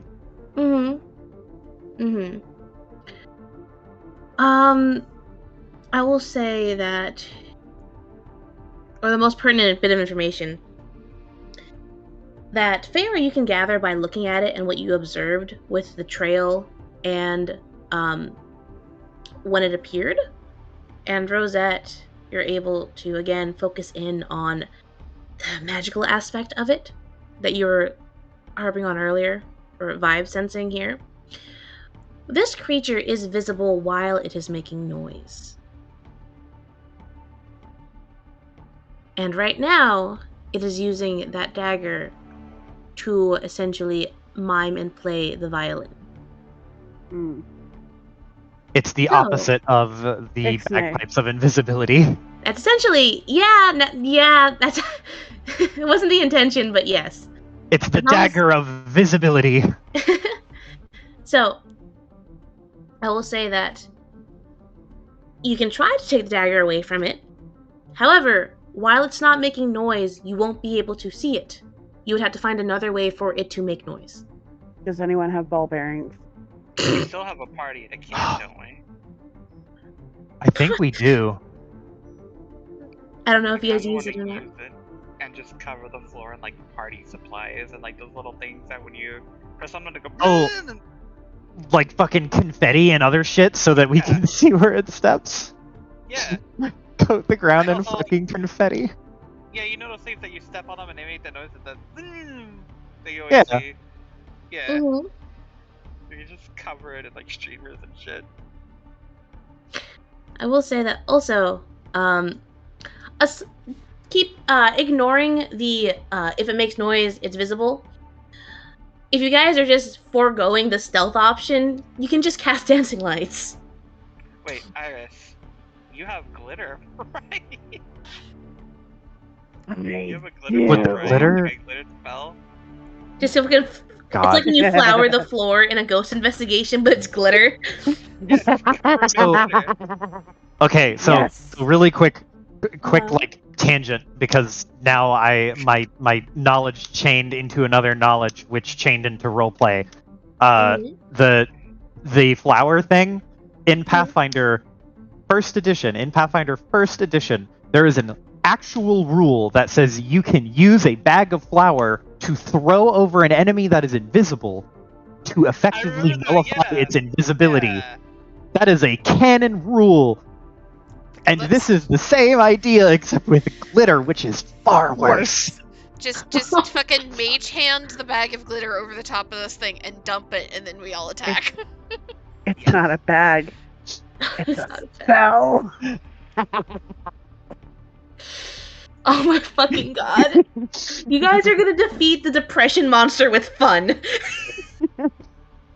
We'll show you. Man. We'll show you. We'll teach you to laugh again, you old man. Fucking, let's do it. Fucking glitter and then dancing lights, and he's a fucking walking disco ball. After all the painstaking effort I did to put the fucking dim light auras for you guys.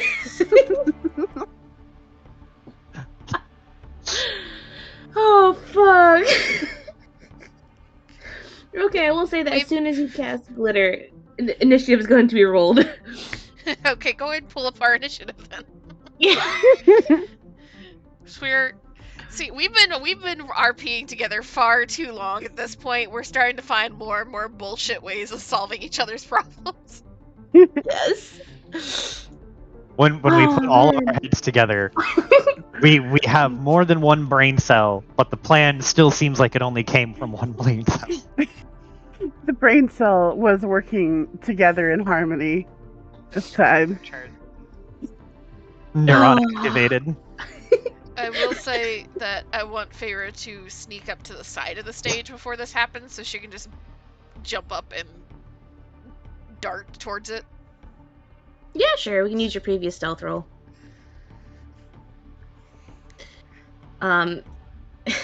So I'm just imagining you guys just like okay, I will say if you guys are gonna do this plan, I want to hear you all come to this plan in the fucking group chat. Who the fuck brings this up? Who the fuck It's gotta brings be up the glitter? Ashley. It's gotta be Ashley because Feyre and Clint don't know about the glitter. Yeah. It could be Rosette. She could out herself.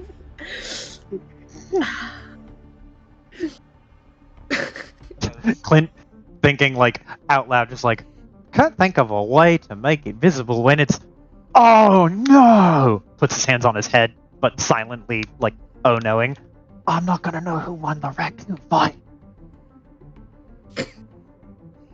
Rose, Yes.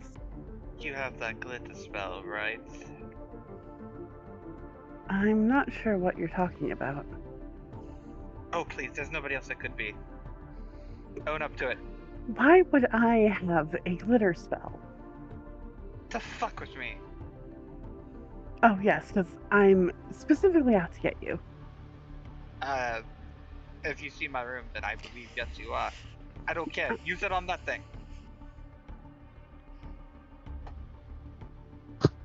I have not seen your room, okay? I have no reason to go there. Clint, like, snaps back into it and just goes, huh. You know, I heard once from a rumor that if you throw flour over something like a ghost, you can see it. Well, maybe it was something that's invisible. Hmm. Do you have flour? No, but I do have something just as good. Well, if you got some, go ahead and do it. Fair, who is actively sneaking up to the stage. Clint will prop himself up and over the railing, like both hands on the gun, pointing in the vague direction of where the creature is, and he's like, and also if you could just kind of nudge my gun in the way of him, that would be helpful, so I can't really see him too well. So I'll take a second to help Clint aim, essentially. And then basically on count. Well, is the... I don't know how this spell is. Is it something that you'd be able to cast that and dancing lights at the same time? Let me Those are both see. cantrips. So Yeah. She's a sorcerer. She can quicken. that's I'm a level 1 sorcerer. Oh, cringe. Ah, okay. So what we can do is you can have to do this right before we go into initiative. You can do one of those, and then on your turn, bam, the other. Whichever one you want to do first.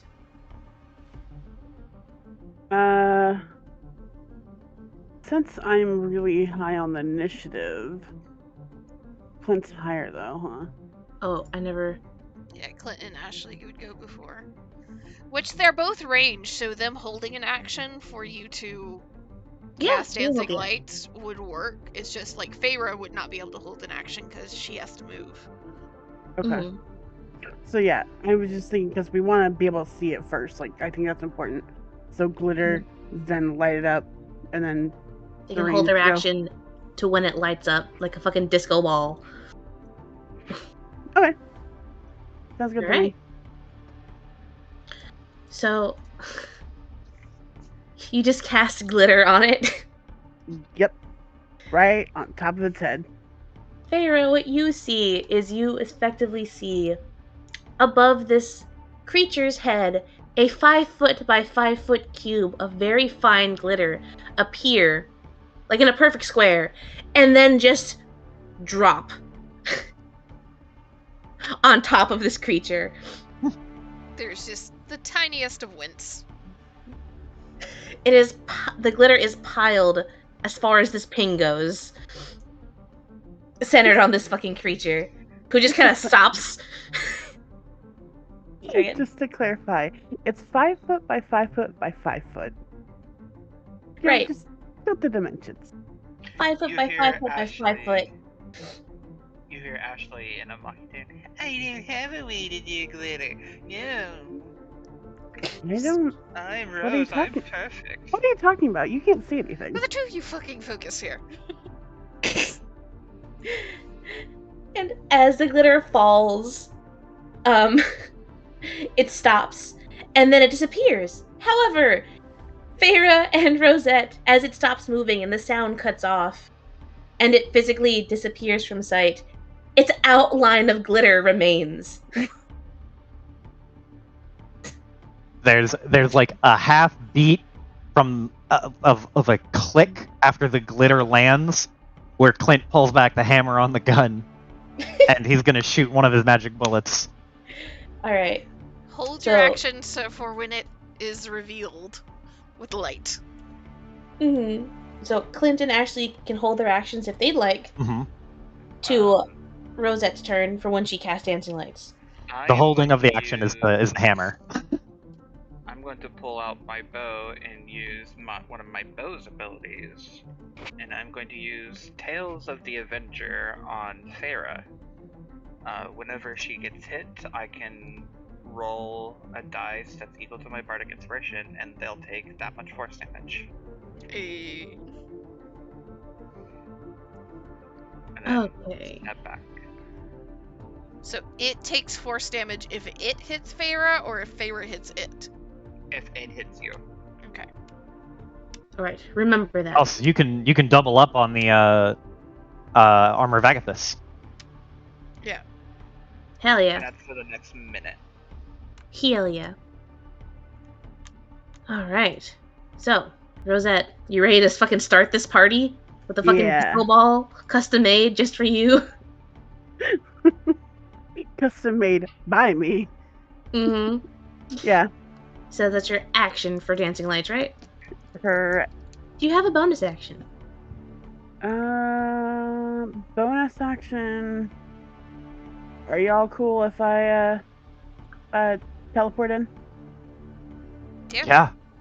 Okay, cool. Because that will give me advantage if you're right beside him. I can only teleport 30 feet, but I can run it. Yep. So 30. Yeah, okay, I have Yeah. enough movement. You can square up. Boom. Weird. Teleports behind you. Freaking Alright. Throw fishy balls at its face. This thing fucking lights up like a fucking Christmas tree. And Clint, you have a target. Now you hear the click, pow. Roll. I can't believe you rolled another crit on your fucking initiative. I really need to roll a. I need to save these fucking 20s for the shooting. Clint, You do that a lot too, though. yeah, this is great. It's good. Clint is going to use the evocation bullet, Okay. so what he does will that do again? fire. The evocation bullet, when fired, deals 1 additional die of damage equal to force damage to the target. Okay. So I just double my damage dice. Sure. Cool. So... And because this is a readied action, I can't bonus action aim, right? No. Okay. No, yeah, you're right, because Clint would have been out of initiative. Or it would have been past Clint's turn in initiative. And I've got to mark down that I'm using the evocation bullet. Boop. And you get We're sneak attack, going. right? I believe I If he do. hits, yes, because you're within 5 feet of it. I don't have advantage on this for any reason, right? It's just a sneak attack without advantage. Yep. Okay. Oh, that's right. Oh, a 10. F's in chat. It does not hit, unfortunately. Can I use... So, I don't know how this... Your grip points in your hand. Can I use my Deadeye shot, trick shot, to increase it? Or is that something I have to do before I shoot? Let me read. Yeah, in here, trick shot says when you make a firearm attack against a creature, you can expend grit points to steady your hand and increase your accuracy. Add +3 to the roll per grit point expended. It says when you make Yeah.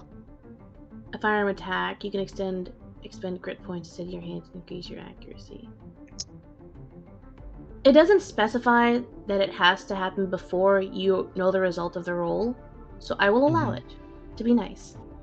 Hey! So Clint is going to spend... I've got... However, I 4 will say grit. that you cannot be like, 1. Alright, does that hit? No? Another Yeah. one. Okay, does that hit? Yeah, that's totally fair. I'm gonna go with just... I feel confident that a 19 will hit if I pump 3 grit points into it. It'll be most of my grit spent, but if I hit it, I'll deal a good chunk of damage. So I'm gonna pump 3 grit to add +9 to that roll. And a 19 will definitely hit. Hey, I don't want to lose out on one of my arcane shots. Mm. Because if I miss, that would be big sad. So pump some grit points into it, and then roll for damage. And this is still a sneak attack, so we'll get it in there with 13 precision, 14 piercing from that, and then 1d10 of force for 1 force damage. Thank you, evocation bullet. Okay. That's still, like, 28 damage. True.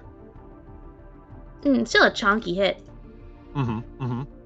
Alright, so it gets lit up like a fucking Christmas tree.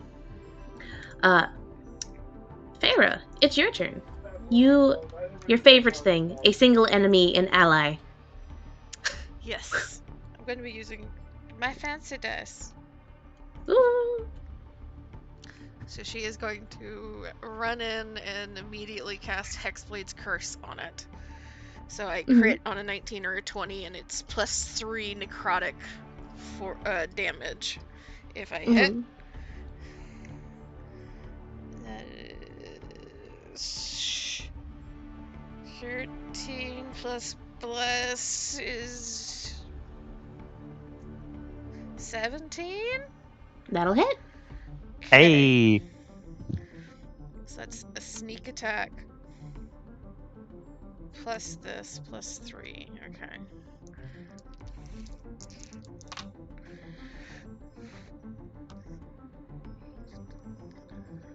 $11 total damage. 3 necrotic and 8 piercing. Okay. So as your blade With a pierces magical into weapon. this... As your blade pierces in, you see that, damn, stabbing it kind of hurts, you know? However, you see that your magic after you do the Hexblade's curse, that usually you can kind of see it start eating away at the wound. You see that it doesn't really have an effect on it. It's immune to necrotic. Oh, God damn it! That's half of my damage. it's still worth having the Hexblade's curse on it at least for the crit. Mm-hmm. That also keeps me from using Hex. God damn it. I'm It's sorry. fine. You got cold damage, and if it hits you, force damage. Mm-hmm. Get all Cold- the damage. The cold damage is only if it hits me as well. My Agatha's. Well, Yeah, perfect. Well, guess whose turn it is? Well, I'm assuming that's the end of your Oh. turn, right? Yeah. Okay. And it is going to go ahead and, with its blade, spin in a sharp arc and try to attack you, Farah. Oops. Let me just I'll be right back. Just go ahead and roll my Bardic Inspiration, and if I'm not here for my turn, just attack. Is that a D6? Yes! Okay. I get D6. Okay. So, I'm assuming a 19 hits, or does it hit or not? It meets, yes. Meets? Okay. So a 19 will hit, a 17 will not. So that first hit is going to do... Piper, get out of the way. Thank you. Is going to do 11 slashing and 5 necrotic. Alright, now how fucked up is it because it hit you? 11, hold on. 11 slashing, 5 necrotic. Mm-hmm. But,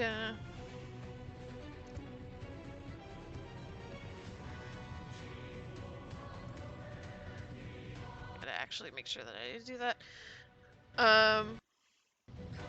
Come on, why are you not working? It is 10 cold and hey, look at that, a 6 on a D6. 6 of whatever the fuck it is that Ashley does.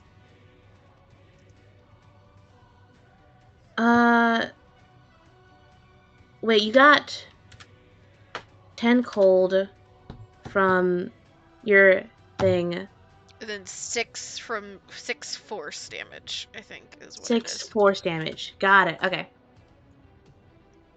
Alright. And as it makes these two attacks, one of them hitting in and kind of chunking off a bit of that like frozen, kind of like almost permafrost. You see that it kind of like goes up the blade and kind of hits its palm. And it kind of shrinks away from how much that stings. And you see it kind of lets out this like thrum of sound. And I want everyone to make me wisdom saves. At advantage. You all have advantage. Yep.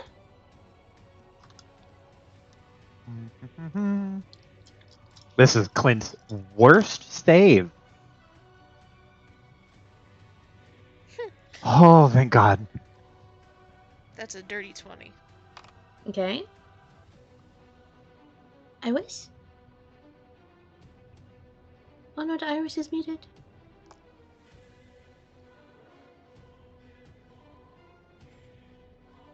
Okay, we'll just have her roll her thing later, because it's Clint's turn next. Hopefully they're both back by the time Clint's turn is over. No, well, Iris did roll Oh, her there shit. we go. It's just Iris Sorry. did not speak. I didn't hear the bloop. For some reason. Mm-hmm. Okay, so... You got a dirty 20, right? Yes, I got a dirty 20. Okay. All of you pass. Nice.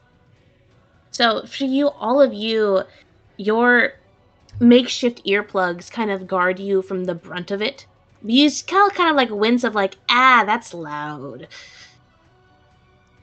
And you all also just kind of feel its very presence. What Rosette was feeling earlier when she was vibe checking it, all of you now feel in full force. Looking at this thing and being near it, you kind of feel like you want to just lay down and give up, and as if, what's the point in everything? But you're able to shake it off. And remember that, oh no, you're fighting this thing, that's what you're doing.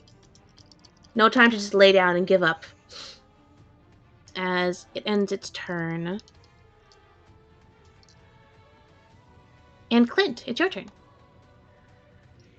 You also see that it is now once again visible, though it's still, instead of just seeing moving glitter, you now see the creature as the sound of its kind of just like, as if someone just kind of just like went ham on a violin just once is still ringing out. You can still see it. No mechanical effect. I just figured, you can see it. Yeah. Mhm. Nice. So, Clint. Let me see. Bonus action, aim.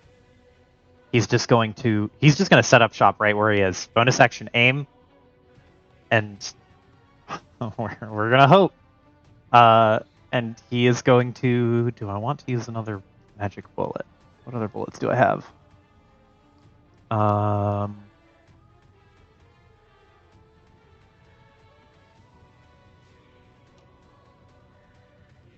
bad does Feyre look in terms of Oh, she's fine. wound? It took. Wound fine? Okay. Yeah, it took all of her armor, but not much else. Gotcha. Okay. Then Clint is going to just go straight for the creature. Aim and shoot. That.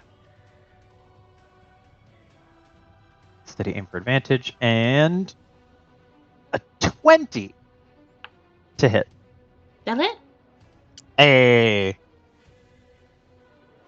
And then that's going to be for 25 total damage. And that sneak attack really adds up. Yeah, when everyone has it, yeah, it does. Alright, is that the end of your turn? Yes. Do we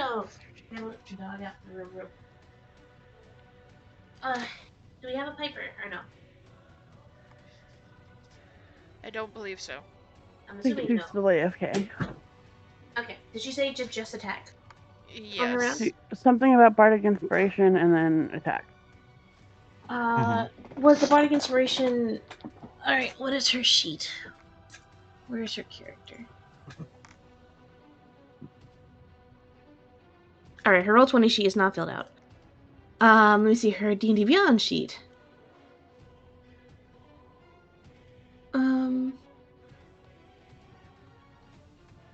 So, who does she want to put her Bardic Inspiration on? Who can she? Because there's also a distance on that.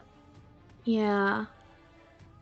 I think it is a within 60 30 or feet. 60. 60. Cool. Could probably be one of the melees. Nope. Ashley can move forward. It's fine. They can move 20 feet forward and get in range. And then move 10 feet back. Mm-hmm. So, I don't know. I can flip a coin, I guess. They have been Unless boosting either one of you... Sarah this entire time. What's up? I was going to say, unless either one of you has a particular desire to get hit with the boost. Mm-hmm. Would any of you like a D6? Like I'll a D6. take it if C doesn't want it. Yeah, you go ahead and take it because I still have Bless going, so I'm already Okay. getting a D4. Okay. Okay. So tick off one of these. I cannot tick off one of these. I should be able to, but oh well. You get a D6 Bardic Inspiration, and I'm just going to shoot. Have them... That's an action for Bardic Inspiration. Oh, that's a bonus action. Okay, yeah, so they can shoot with their bow. Let's go. Yeah, if it was an action for Bardic Inspiration, nobody would play Bards. Yeah. Oh god, that would be that just fucking suck. Painful. So that's going to be a 21 to hit. They're going to do one of these. Don't hate me. I fucking swear, man. That's 20? No. I'm just going to put this in the chat. They hit, but they just do minimum damage. Oh. Oof. Oops, indeed. Alright. turn. Rosette. We're just going to say that they moved like here. To the slash. The slash. To the monster mash. The monster slash. And I have advantage, correct? Because flanking?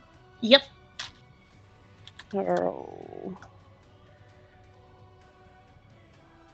Holy shit. Yo! Well You'll- then. You'll have to roll, like, do Yeah. the math yourself for the damage because Mhm. Roll20 doesn't behave. Different. Yeah. Okay, so it's just the max damage for the second one, right? Yes. So it's going to be your max damage plus your die roll. And then we're just going to max out your sneak attack. Because that's how I'm running this game. Because big number. Okay. Yeah! Mm-hmm. So I just need to roll a. So we're going to take... You might as well just take that first roll. 7. That 1d6 plus 5. 7. That's 7. Okay. You're going to add 6. Or not add 6, 13. sorry. We're going to... Yeah, no, we're going to Okay. take that 7 plus 6. 13. 13. And then we're going to... What's your sneak attack dice? It is currently. 2. 2d6. Okay, so plus 12. Yeah. 25. It's a clean 25 damage. Cool. 25 damage. Nice. Whew. God damn. Anything else? Yeah. Give me 1 second to get back to that page because I lost it. Mm-hmm.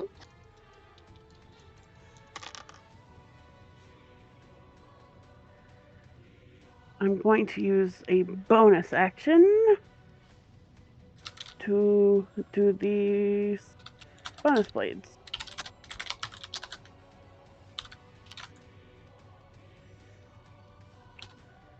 It is this one.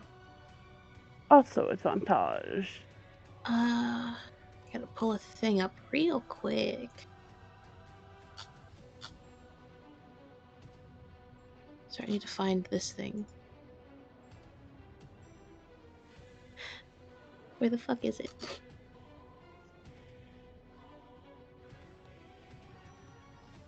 Oh my god. Did I not save it?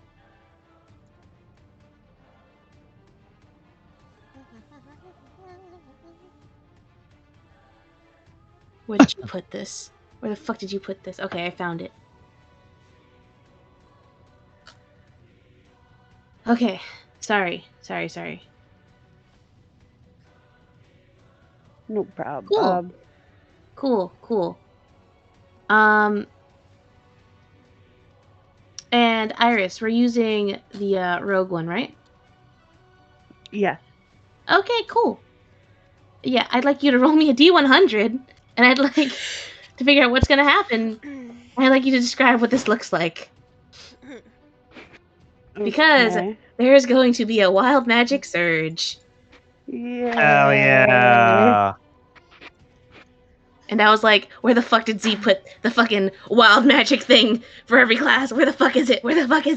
That reminds me, y'all are fucking in trouble because guess what I have started hyperfixating on again? What? Spelljammer? Homebrewing of races. Ooh. God damn it. So you said D100, right? Yep. Yep, like a 99. Got a nat 20. 85.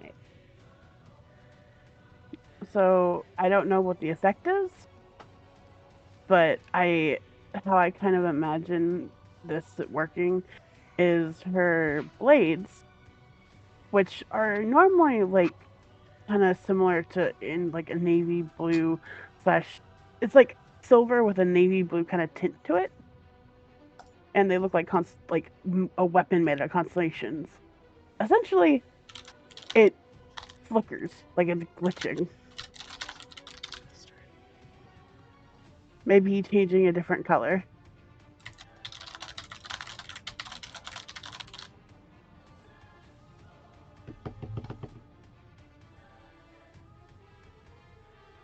Okay. So what did you roll? 85. And 85.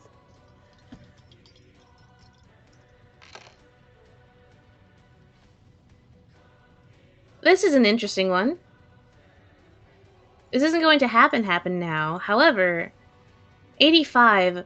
For the next minute, creatures which die within 100 feet of you leave invisible bodies for 1 hour. Huh. Well, that's a problem if any of us die. That's gonna be the problem there. Yep. Uh-oh. Mm-hmm. Well, we'll just not die. Easy peasy. Yeah. Easy peasy lemon squeezy. Anything else for your turn? That'll be all. Okay, okay. So yeah, there's just a slight flicker. Hmm? For Rosette's blades, which is the very first time this has ever happened for her. And we're going to go on to... Wait, no, that's the wrong tab. Okay. Feyre, it's your turn.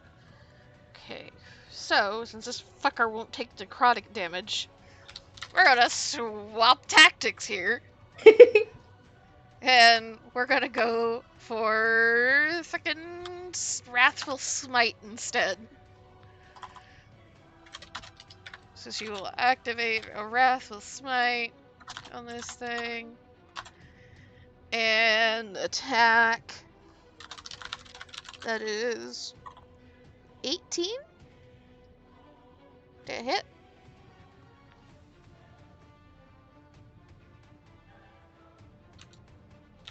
Amy? Said, what was it? 18. Yep, that'll hit. Okay. So then this is 8. That is 10 piercing damage and 5 psychic damage. And I will need a wisdom save. You said 10 piercing, and then how much psychic? 5. 5 psychic. You said a wisdom save? Yes. That's a 7. So it is considered frightened of me. For the That's next very minute. interesting. Okay. Is that the end of your turn? Yes, and just double checking this really fast for you. Mm-hmm. As an action, the creature can try to make another wisdom check to not be frightened anymore, but it would be an action. Mm. Okay. Doo-doo-doo. And it's its turn. So it's going to use its action to try to make that wisdom check again. 18. That'll pass. Okay. And it is going to kind of stagger back, kind of. Slightly as if like taken aback by Feyre. Before it kind of just like holds its dagger still and, resolves itself that this is just a tiefling. Just fucking feral Neytiri, like fucking growl at it again. And it's going to once again swing its dagger and let out another loud, very dissonant sound of just really bad music notes that just grate on your ears. And wisdom saves, everybody.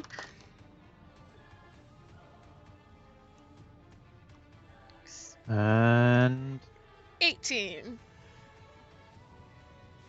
9. You rolled a 0. Ooh. You rolled a fucking 0, my dude. I'll have you know that Clint is not wise. Oh, I bet D6. Okay. You're gonna use that D6? Yeah, I hope it'll help here. You can try. If you get a full 6, it might.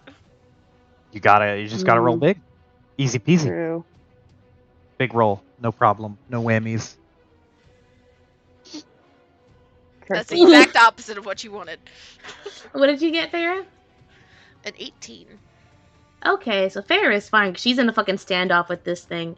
But Clint and Rosette, I want both of yous to roll me 1d2s. 1d2.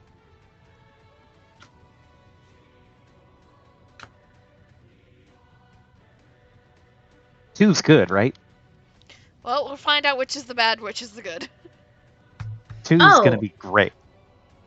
Oh, there must have been some miscommunication here. They're both bad. But 2 is like the better of the 2, I should say. No, because 1 is better. One is best. I don't know, it doesn't add up. You Tell don't us add what up. is happening. Okay. Sorry, I have to read the thingy real quick. Okay, cool. So, as the sound, it kind of, your little cloth earbuds or earplugs kind of loosen a little bit from the action of, firing your gun and the recoil, or just physically moving and swinging your blades. And the sound leaks in more than you thought it would. And both of you just feel this wave of fatigue and lack of motivation. Clint is going to have the frightened condition until the end of the creature's next turn. Rosette is going to have the restrained condition. As Clint, you just feel this wave of why am I doing this?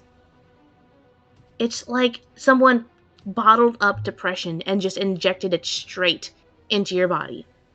Versus Rosette, you just feel this wave of fatigue as it's so much effort to move your legs right now, you can't imagine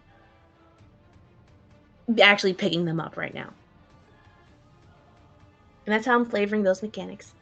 Okay. That's its turn. Can I roll a very unfortunate chaos roll to see how unhappy Clint is? Yeah. Like how lethargic and unhappy he is. Yeah.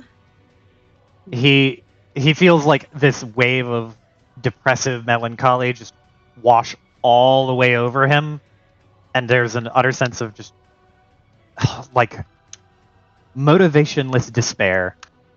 And his arms kind of go like not limp, but they slacken a little bit, and the barrel of his gun tips a little bit over the edge, and then his grip loosens, and he just, in a very big sigh, just and then lets go of the gun because there's no point in holding it. Oh no! It just falls. Yep, falls all the way to the floor. How high up is it? I mean, it's like a box. It's like, what, 20 feet? Yeah, it would depend on if how many levels are in the theater and how high up they went.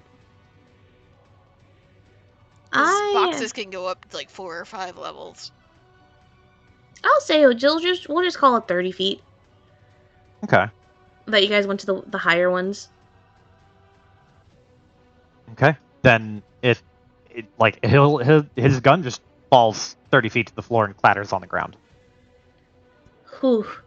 You just hear a clatter. But it's kind of hard to hear through all the noise that this creature is making, and also your own fighting, and also you're in the middle of a fucking fight. Anything else you want to do with your turn, Clint? Well, that wasn't his turn. No, right? Yeah, it no, it was wasn't. a save? It's like, yeah, it was a save. It's his turn now, though. Do I get another save at the end of my turn? It's a 1 round, essentially. Oh, so he snaps back out of it. It's to the end of the creature's turn. Yeah, you don't get a save because there's not any reason to try and save if it's automatically going to stop this round. Mm-hmm. But, so you're not going to waste your action to do that? Mm-mm. Okay. Then, let's see.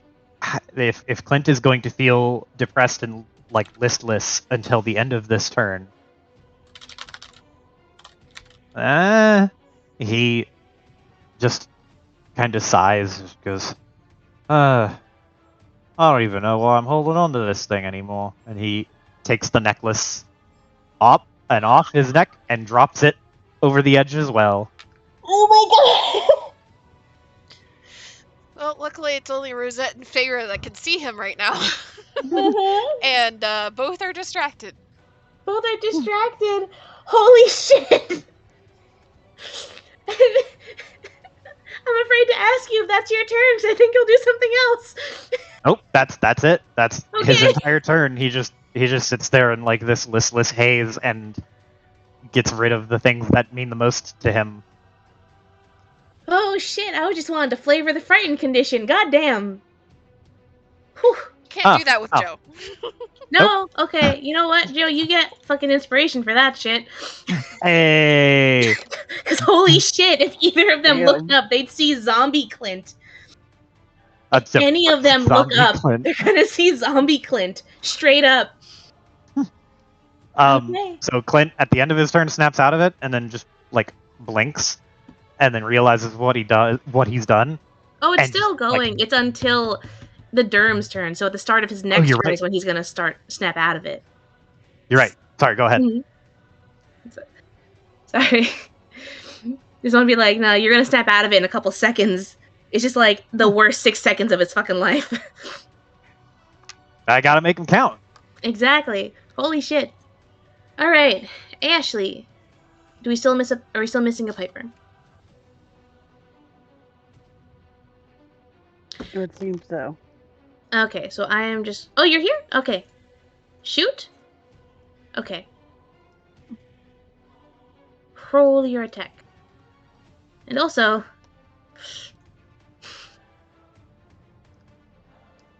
12 does not hit. 14? 14 does not hit. Just barely misses. You're looking for a 15. Sad. Wait, isn't yeah, it a D6, not a D4? For bless. it's less. Oh, bless. Okay, my bad. Mm-hmm. I'm kind of afraid to, like, talk about what the fuck just happened the previous turn. Like, cause fucking, it's place is lit up now. Inspiration, whoever wants it, just give it to fucking, she can't use it this round. Well, she might be able to, her next turn. Yeah, give it to Rose. I am satisfied with my bless. She can still attack, it's just gonna be at disadvantage because she's technically restrained. Which you would even out, though, because advantage, right? Yes. Yes. Thumbs up. So it'd just be a straight roll. Yeah. Mm-hmm. Oh, so it's my turn now? Yeah, is that the end of your turn, Ash? I'm assuming so. Unless you want to like rush up to the monster, because you know you do great in melee. All right, Rosette. This thing is focusing on Farah, and because it's focusing on the two of you, you're able to make up for the wave of fatigue that hits you. Her arms are feeling heavy. That's all. Very heavy. It's like someone essentially tied cinder blocks to the ends of them. But she fights on. Mm-hmm. And that's a normal roll. All right. 19's gonna hit. Cool. Mhm. Then bonus action.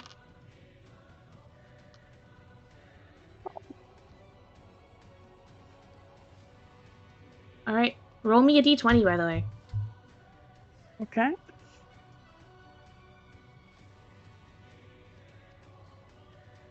All right. So both of those are gonna hit. So we got. We're just gonna always go with the first sneak attack that's rolled for you. So it's +6 plus. Whoop. Plus 9, and then the plus 7. Okay. Anything else? That'll be my turn. Okie doke. Aira. Okay, second Wrathful Smite again. Mm-hmm. Let me make use of these turns. A That's a nat 20. Hey, Holy Nice. shit! we need it. So that's a nat Okay. 20. So I have Farah, I'll just tell you 2d6. right now. How do you want to do this? No, I want to Between- see. I want to see how much damage I did, ma'am. Okay. 'Cause But it's- between how we run crits, that's a fuck ton of damage. Cause that's so. Would I double the Wrathful Smite damage as well? How would you run the Wrathful Smite? I will say just max it. Just max it. Mhm. Okay, so it's 12. So I will say for this 18. game, are the attacks like your regular attack damage is going to be our usual rules. For things like smite and for your sneak attacks, we're just going to max the damage. That is 31 damage. Whew. So we need a paladin, is what I'm hearing. 31. Technically 34, but we're not counting the necrotic. God fucking damn.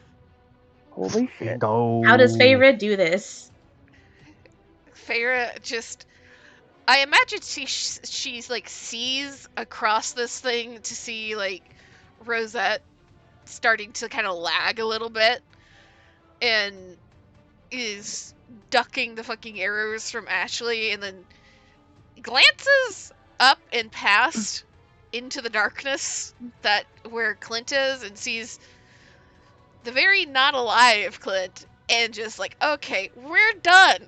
We're fucking done. And she just, again, fucking feral Natiri snarl with sharp teeth and will just stab the thing right in the chest and then up and cut it up like in half from the chest up. Ooh. Oh. Yeah. And as your sword pierces through it and it cuts in half, there's one last droning that rings out as its body collapses and slowly turns to mist. And as that droning rings out, Clint, finally, that feeling you had slowly starts to fade. Same with Rosette. It slowly starts to fade as if those cinder blocks are just slowly getting lighter and lighter and lighter until it's gone. And Clint, that feeling of just despair and melancholy and the pointlessness of what you're doing just slowly fades. It's not instant. It takes place over like about 5 to 6 seconds Mm-hmm. as this body starts to disappear. And wouldn't you know it, a coin appears in its place. Do I have a coin tingling noise?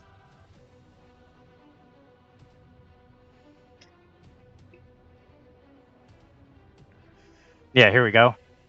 Huh. And I'm gonna. One of you roll me a d100. Dibs. 26. Medium number. Not a great number.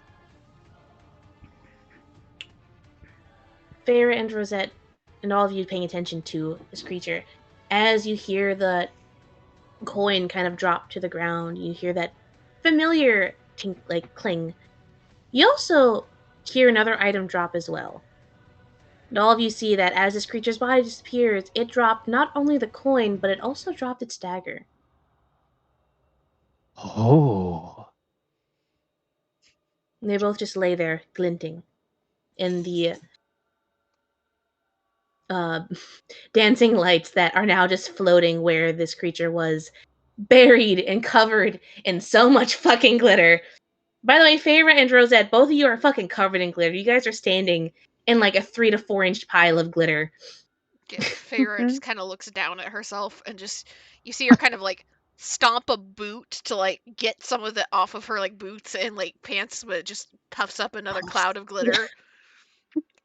And she just kind of blinks. You can see her jaw working for a second.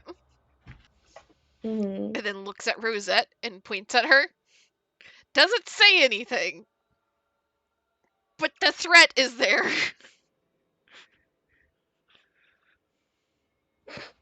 Okay.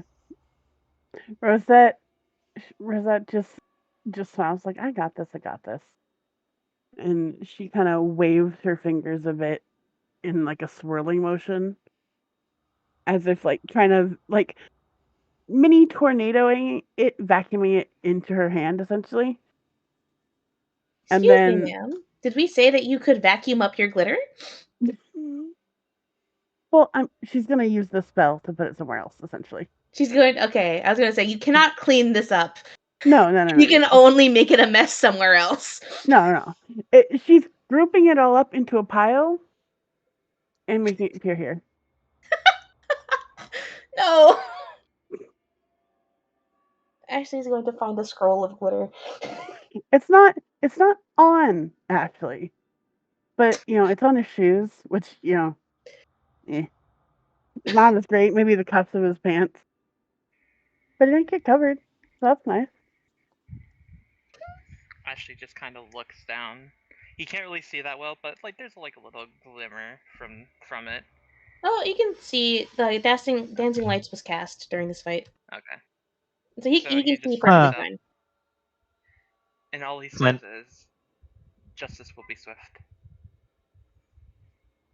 Oh,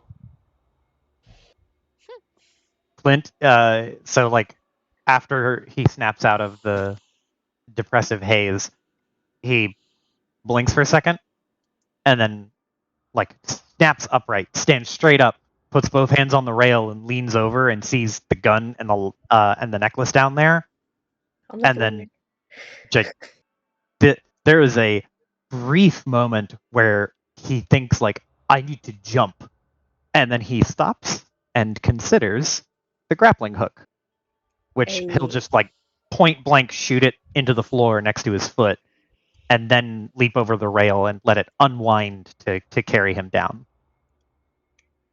Assuming I can do that. Trying to hide your appearance from the others.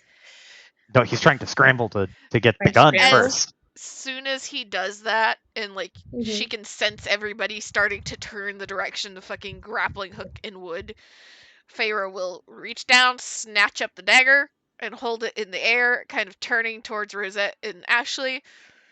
Does anybody want a new dagger? Things kind of seems kind of fucked up, but at least it's useful.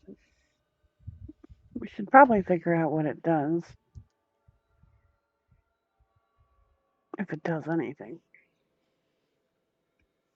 I imagine detect magic, it's fucking magic. It's necromantic dagger. She kind of shrugs. Yeah, it's got some necromancy on it. I mean, dagger's a dagger still.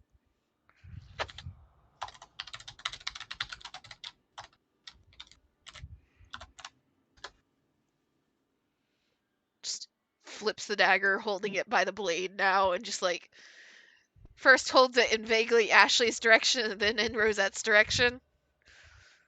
I'm more of a sword person myself, so I ain't gonna use it. I'm fine without it. Maybe Clint can use it. You like from a I was gonna say across the room. It's not really across the room, but like a little bit Just off behind you. stage. Yeah, just off stage, just outside of the camera. Clint like hits the ground, tuck and rolls, and in like this fluid motion, he tuck rolls, grabs the gun, and picks it back up and stands upright, and will spin it and holster it, and then scrambles and like dives for the locket. And he has, well, I've been rolling chaos rolls a lot. Let's keep that train going. Okay. He dives for it, grabs the locket, and like holds it open. It like holds it out in front of him open, and there is a hesitation, and then he moves past it and puts it over his head, and he's just like on his stomach on the ground, and he just puts his face on the floor. He is like prostrate on his belly on the ground in like a starfish position now. Man just rappelled down so fast. I was gonna say like his heart stopped when he realized that he dropped both his gun and the locket. I was like, oh, his fire kind of already stopped, in a manner of speaking. I just imagine as he starfish, he just flexes his wrist and the grappling hook just detaches and just falls, gets like Limp, it falls and just falls next to him in like a puddle of rope, and then just like when you click the thing on a measuring tape and it just goes Yeah. wildly. Yeah, that's what I was imagining. Clint starfished over there. Oh. Just lets out a deep breath. Rolls onto his back. Did we get him?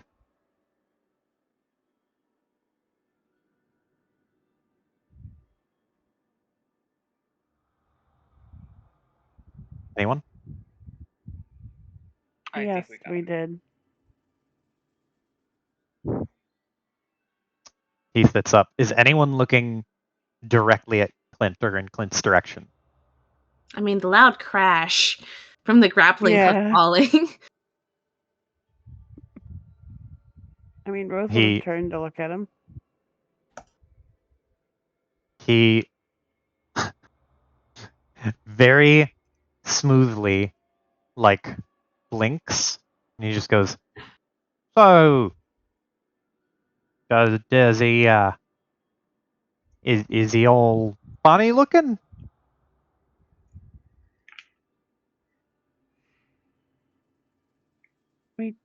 I think he disappeared. We don't see him. Or I don't see him, at least.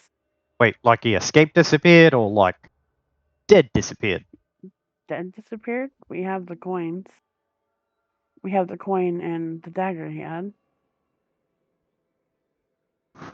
There's a very, very loud sigh of relief as he just goes, oh. Yeah, thank goodness. That guy was mighty scary.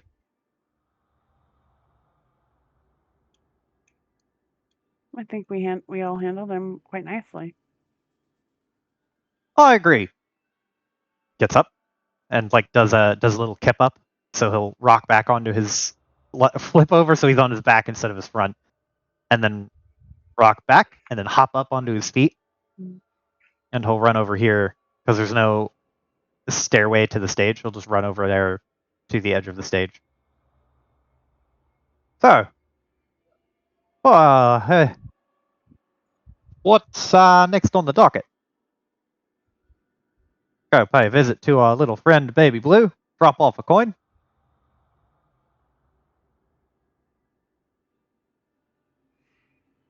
He's talking about the ocean, mind you. Yeah. Well, that's how you guys have been dealing with it, right? Yes. Yes, we have. Is he here? She said BRB. Oh, Mhm. okay. My bad. You're forgiven. I had no clue. Yeah. That's how you guys have been dealing with it. Are you interested in a new knife or new dagger? I've always been the kind of long and impersonal type, and he pats the gun in his holster. Can I have it a little looky-loo? Maybe see if it's magical. Rose will mage hand it over to him. Is it... I mean, like, he doesn't have detect magic, not in the same way that Fair does. Does it look fancy and potentially magical? I want to point out I do have identify. Oh. And it's essentially the dagger in the picture I have for it. It's very cold to the touch, but if you look, there's no runes on the dagger itself. However, as you touch it, there's just kind of like weird like thrumming in it that you only it's like when you hold it, you can kind of hear it and feel it. Mm-hmm. What I will say, I don't know what it does yet. So, can identify it later. Yes, There. this magic dagger is magic. It's It's necromantic radiating with dagger. something. Something. I don't know. I have to really take my time to study it in order to understand it. As you can see here, by the green, it's necrotic. Is that really how it works? Is that that's the whole science, huh? Top to bottom? Is it green? Yes.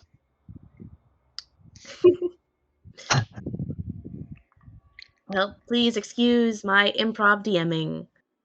That 1d100 roll was whether or not the dagger would drop because I think the flavor of it's cool. Hell yeah. That is totally fine if you were did not have a magic item on deck. Mistake. It is better to find something later than to ad hoc now and regret it forever. Yep, that's the plan. Pog. Because I'd rather fine tune it so it's actually useful and not just like it does 1d10, like 1d6 necrotic, and that's it, you know? Mhm. Oh yeah.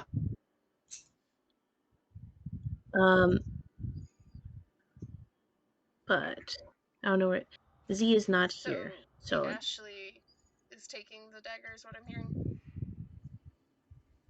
for identification purposes. Yeah. Well, that's Uh, basically yeah. it, right? Basically, because I don't know what it does yet, so Mm-hmm. I'll figure that out later. Whew. But if you guys want, we can end it here. Yeah, because I'm assuming there's nothing special It's about about the that coin. time. Yep, about that time. Mm-hmm. What'd you say, Z? I'm assuming there's nothing special about that coin compared to the others. Compared to the others, no. It's the same coin. Well, you know Me what we'll hoy do me about coin. Mm-hmm. And Feyre. Yes. We are going to end the session with all of you getting back to the manor, I assume, right? I'm assuming, are you guys gonna like take a detour to like deposit the coin in the Bank of Riptide? Feyre is. I don't know if anybody, like, nobody else Mm-hmm. has to go with her. Mm-hmm. It is That not seems like a good uncommon plan. for Feyre to fucking dip to the ocean for a bit.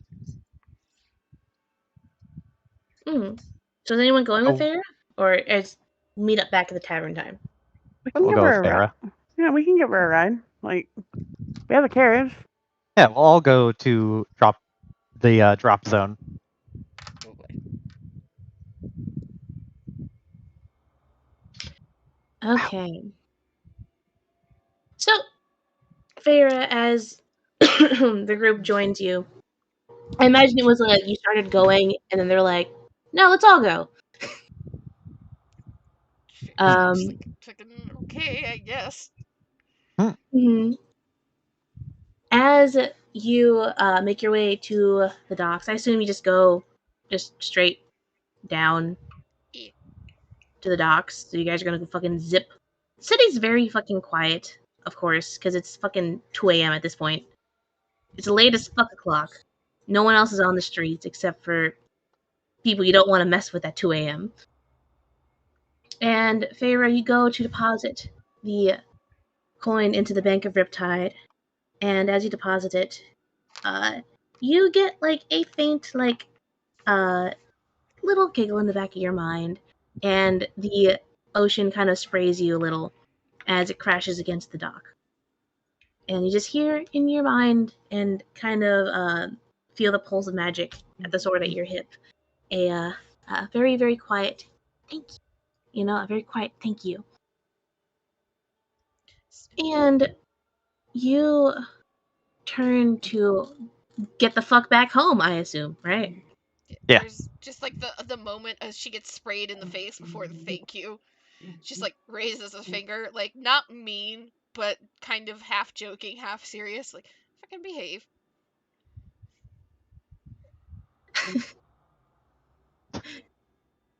You feel the sword kind of just like pulse again at your hip, and it feels a little cold, but not like hurting cold. You know, it's almost refreshing, kind of like when you like step into water. Cold side of the pillow. Cold side of the Mhm. pillow, but it's against your hip. As you just hear a really okay, I can do that this time. Before you feel the coldness kind of like ebb away, as you see the coin just sink into the water and it's kind of pulled out to sea. However, looking out, you see that you're again at the docks. There are ships docked here. And Farah, you see a couple other ships. I imagine you've worked a couple of them before. You're familiar with them, you know, some of the people that work them. And what you see, two very bright eyes staring at you from above. I forgot what it's called.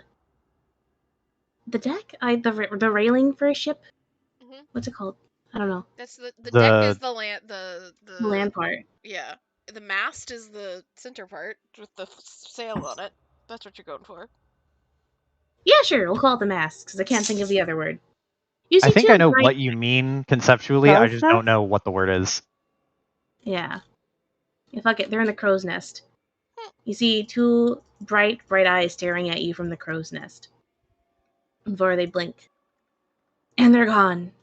And then you see those bright eyes again as you start walking. Because I assume she wants to mind her own fucking business, right? Yeah, like it's normal Mhm. for somebody to be camped out in the crow's nest, so like fucking okay, that's just somebody that has really good dark vision. Mm-hmm.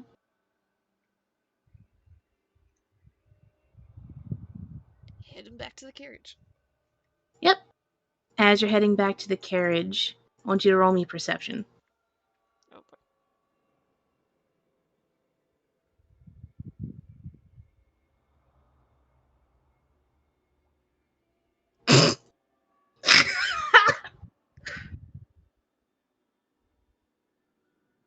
I'm sorry, this is just funny. Farah, as you're walking, it takes you a second, but suddenly, you don't feel your coin purse on you anymore.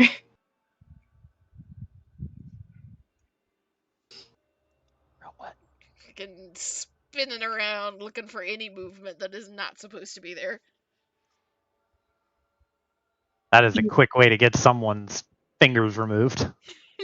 Why don't I hear boss music?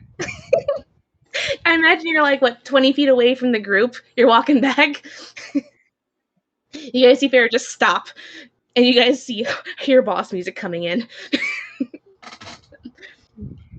um, and you look around, Farah, and you see those same bright eyes closer, but they're kind of in the shadow of the stack of crates. And they're very low to the ground, and you see a figure step out. A very small figure. Very familiar figure. As you see the most shit-eating grin on a small tabaxi's face as they hold up your coin purse, as luck has just gotten into town. You just hear fucking luck. That's Luck? where we ended. That's where we ended. You have what does this tabaxi look like? You said Uh, PC art of them. Here, I can do that for you if you don't have it I was gonna have to up scroll and to my ready. channel. That's what I was doing. Here, I got it. Here we have luck.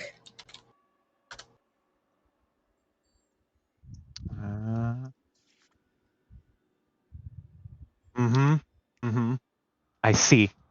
Is this luck small? Tiny, yes. About the size of a house cat? No, bigger. He's still a tabaxi, so he is still technically medium, I believe. But the smallest medium that you can get. I think of one of the newer books, they have a thing that said like You can be small if you want. Tabaxi can be small size now. They can be small kitties. But a house cat is still considered less than small, I think. I think it's considered tiny. True. Yeah, they are tiny. But the important thing is that this isn't a 13 replacement, is it? No, this is an NPC I've had since the beginning, Joe. Yep. I was about to say, like, I swear to God, if you created an uplifted cat that's named something luck-based to just out of sheer comedic Oh my god. Oh my god, is it? No, Oh